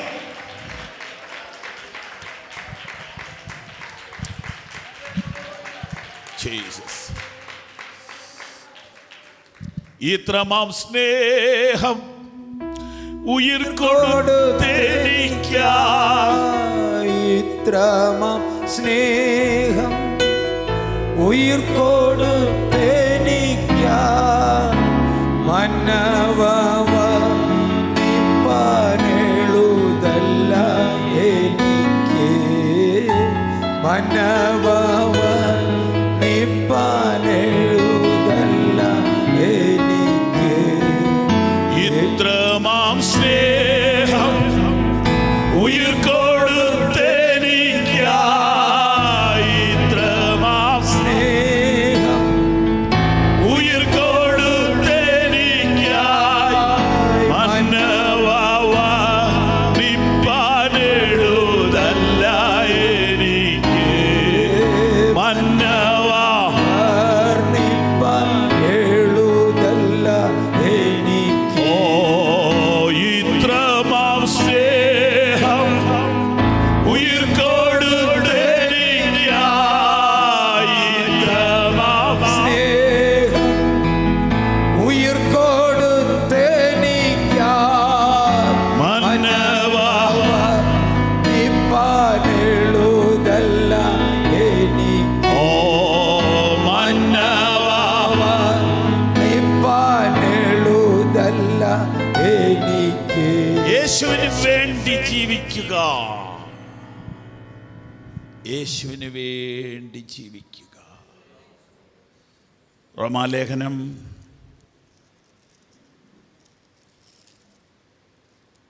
14 അധ്യായം 7 വാക്യം. നമ്മിൽ ആരും തനിക്കായി തന്നെ ജീവിക്കുന്നില്ല, ആരും തനിക്കായി തന്നെ മരിക്കുന്നതുമില്ല. ജീവിക്കുന്നുവെങ്കിൽ നാം കർത്താവിനായി ജീവിക്കുന്നു, മരിക്കുന്നുവെങ്കിൽ കർത്താവിനായി മരിക്കുന്നു. ബാക്കിയൂടെ അതുകൊണ്ട് ജീവിക്കുന്നുവെങ്കിലും മരിക്കുന്നുവെങ്കിലും നാം കർത്താവിനുള്ളവർ തന്നെ. ഓ മതി. വീണ്ടും നമുക്ക് ഒന്നോട് പതുക്കെ പോകാം. 7 വാക്യം മുതൽ. നമ്മിൽ ആരും തനിക്കായി തന്നെ ജീവിക്കുന്നില്ല. ഇത് ഈ നമ്മിലെന്ന് പറഞ്ഞ ആരുടെ കാര്യ? ഇന്ന് ലിവാട്ട് അവരിൽ കൂടിയിരിക്കുന്നവരുടെ കാര്യമാണോ? അങ്ങനെയാ പൗലോസ് പ്രതീക്ഷിക്കുന്നത്. നമ്മിലാരും, ഈ ലേഖനം വായിക്കുന്ന ആരും, വിശ്വാസികളിൽ ആരും, ദൈവമക്കളിൽ ആരും, രക്ഷിക്കപ്പെട്ട ആരും, ക്രിസ്തുവിനെ സ്വീകരിച്ച ആരും, നമ്മിൽ ആരും തനിക്കായി തന്നെ. അപ്പൊ പൗലോസ് അപ്പോസ്തലന്റെ സ്വപ്നം എന്നാണെന്നറിയോ? വിശ്വാസികൾ എങ്ങനെയായിരിക്കണം? തങ്ങൾക്ക് വേണ്ടി ജീവിക്കുന്നവരാരും വിശ്വാസികളല്ല, ദൈവത്തിന് വേണ്ടി ജീവിക്കുന്നവരാ വിശ്വാസികൾ. നമ്മിലാരും തനിക്കായി തന്നെ ജീവിക്കുന്നില്ല, പിന്നെ ആരും തനിക്കായി തന്നെ മരിക്കുന്നതുമില്ല. ആമേൻ. അപ്പൊ ക്രിസ്തുവിന് വേണ്ടിയാ ജീവിക്കുന്നതെങ്കിൽ എപ്പോൾ മരിച്ചാലും എങ്ങനെ മരിച്ചാലും ആർക്ക് വേണ്ടിയായിരിക്കും? അപ്പം മരണം നമുക്ക് ഈസിയാവും. ജീവിതം ക്രിസ്തുവിനാണെങ്കിൽ മരണം ക്രിസ്തുവിന് വേണ്ടിയാ. മരണം ക്രിസ്തുവിന് വേണ്ടിയാണെങ്കിൽ അത് എങ്ങനെ മരിച്ചാലെന്നാ, എവിടെ കിടന്ന് മരിച്ചാലെന്നാ. അപ്പം മരണം മധുരമാക്കണമെങ്കിൽ ജീവിതം ക്രിസ്തുവിനാക്കണം.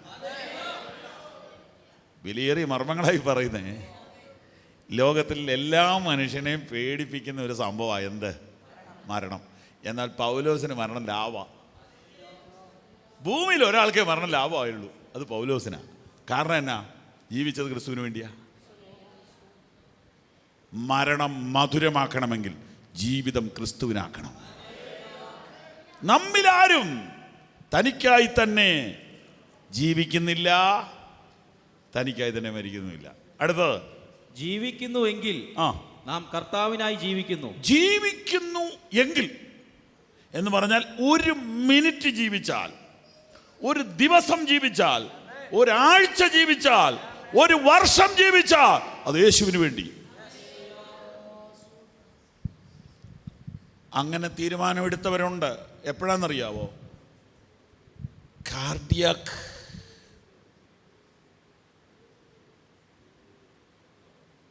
വാർഡിൽ മരണത്തെ മുഖാമുഖമായി കണ്ടു കിടന്നപ്പോൾ പറഞ്ഞു, ഇനിയും ജീവിക്കുകയാണെങ്കിൽ കർത്താവിന് വേണ്ടി ജീവിക്കാം. അപ്പം അങ്ങനെ പറയണമെങ്കിൽ എവിടെ കയറണം? നമുക്ക് ഇവിടെ ഇരുന്നുകൊണ്ട് പറയും, വേണ്ട ഇവിടെ ഇരുന്നാലും പറയാമെന്ന് പറ. പിന്നെ ലീവാ ടവറിലിരുന്ന് പറയല്ലേ നല്ലത്, ലേക്ക് ഷോറിൽ കിടന്ന് പറയുന്നതിനേക്കാൾ നല്ലത് അല്ലേ? ഇവിടെയാണ് ദൈവമക്കളുടെ ഇടയിൽ വെച്ച് പറയാമല്ലോ, ഒരു പാട്ടൊക്കെ പാടിക്കൊണ്ട് പറയാമല്ലോ. ലേക്ക് ഷോറിൽ കിടന്ന് ഈ നേഴ്സുമാരുടെ ഇടയിൽ വെച്ച് പറയണോ? ഈ വചനം കേട്ടോണ്ടിരിക്കുമ്പോൾ ഈ മനോഹരമായ ഓഡിറ്റോറിയത്തിൽ ഇരുന്നുകൊണ്ട് പറ, ഞാൻ യേശുവിനായി ജീവിക്കും. ഇനിയുള്ള നാളുകൾ ഞാൻ കർത്താവിനായി ജീവിക്കുമെന്ന് പറയാൻ ഒരു ഓപ്പറേഷൻ തിയേറ്ററിൽ വെച്ച് വേണോന്നാണ് എൻ്റെ ചോദ്യം. Price the Lord. ഈ ആരോഗ്യമുള്ള പകലിൽ, സന്തോഷമുള്ള ഈ ദിവസത്തിൽ, കുന്നംകുളം പോലെ മനോഹരമായ പട്ടണത്തിൽ ഇരുന്നുകൊണ്ട് നമുക്ക് പറയാം, ഞാൻ യേശുവിനായി ജീവിക്കും. നമ്മിലാരും തനിക്കായി തന്നെ ജീവിക്കുന്നില്ല, തനിക്കായി മരിക്കുന്നില്ല. ജീവിക്കുന്നുവെങ്കിൽ കർത്താവിനായി ജീവിക്കുന്നു, മരിക്കുന്നുവെങ്കിൽ കർത്താവിനായി മരിക്കുന്നു. അതുകൊണ്ട് ജീവിക്കുന്നുവെങ്കിലും മരിക്കുന്നുവെങ്കിലും നാം കർത്താവിനുള്ളവർ തന്നെ. ആമേൻ. നമ്മൾ ഈ ഒരു ലെവലിലോട്ട് ഉയരണമെന്ന് പരിശുദ്ധാത്മാവ് ആഗ്രഹിക്കുന്നു. ഹല്ലേലൂയ. ഈ ഒരു ലെവലിലേക്ക് ഉയരണം. യേശുവിനെ കൊണ്ട് ജീവിക്കുക അല്ല, യേശുവെ എന്നെ സഹായിക്കണേ, എനിക്ക് സൗഖ്യം തരണേ എന്ന് പറഞ്ഞ് ജീവിക്കുക അല്ല. അത് കഴിഞ്ഞു, ആ കാലം കഴിഞ്ഞു. ഇനി എനിക്ക് എത്ര കൊല്ലം ഉണ്ടെന്നറിയില്ല. അത് ഞാൻ യേശുവിനായിട്ട് ജീവിക്കും. യേശുവിന് വേണ്ടി ഞാൻ ജീവിക്കും. യേശുവിന് വേണ്ടി ഞാൻ ജീവിക്കും. ഫിലിപ്പിയ ലേഖനത്തിലോട്ട് വരുമ്പോൾ ഈ വിഷയത്തിൻ്റെ അടുത്ത വിശദീകരണം എഴുതിയിട്ടുണ്ട്.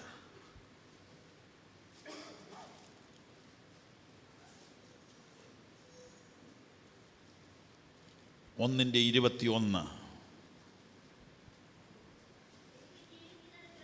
എനിക്ക് ജീവിക്കുന്നത് ക്രിസ്തു. വാക്യം മനസ്സിലായോ?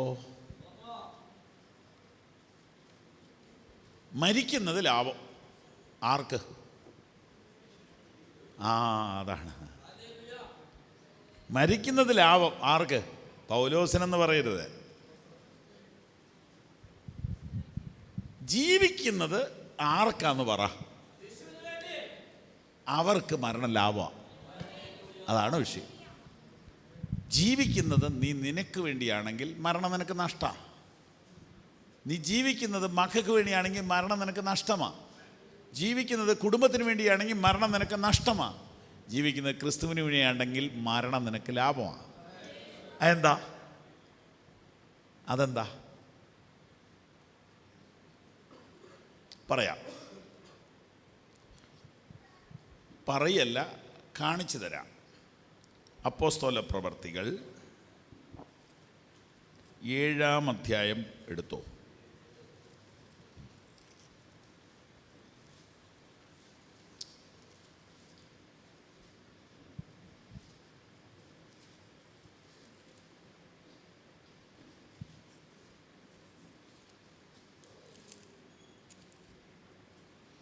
ഏഴാം അധ്യായത്തിൻ്റെ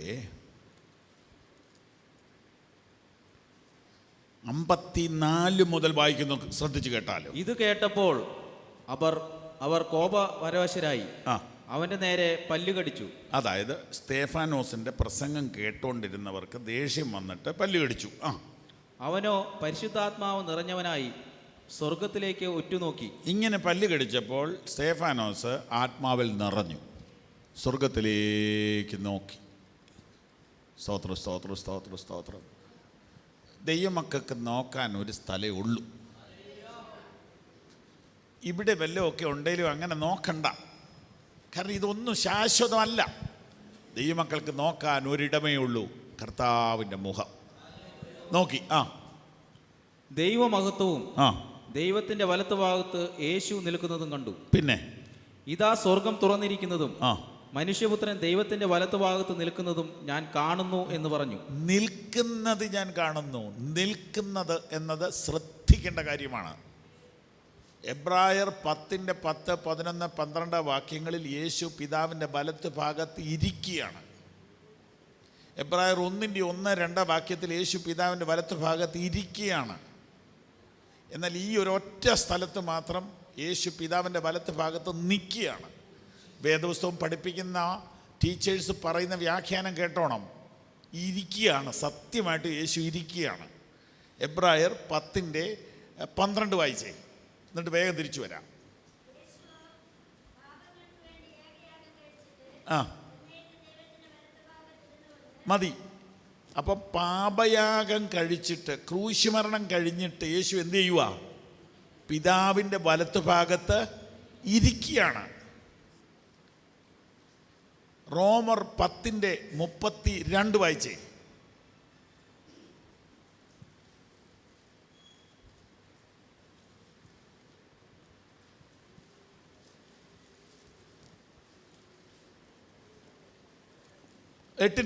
റോമർ 8:32. സ്വന്തം പുത്രനെ ആദരിക്കാതെ നമുക്കെല്ലാവർക്കും വേണ്ടി ഏൽപ്പിച്ചു തന്നവൻ അവനോടുകൂടെ സകലവും നമുക്ക് നൽകാതിരിക്കുമോ? പിന്നെ ദൈവം തിരഞ്ഞെടുത്തവരെ ആർ കുറ്റം ചുമത്തും? വായിച്ചോ.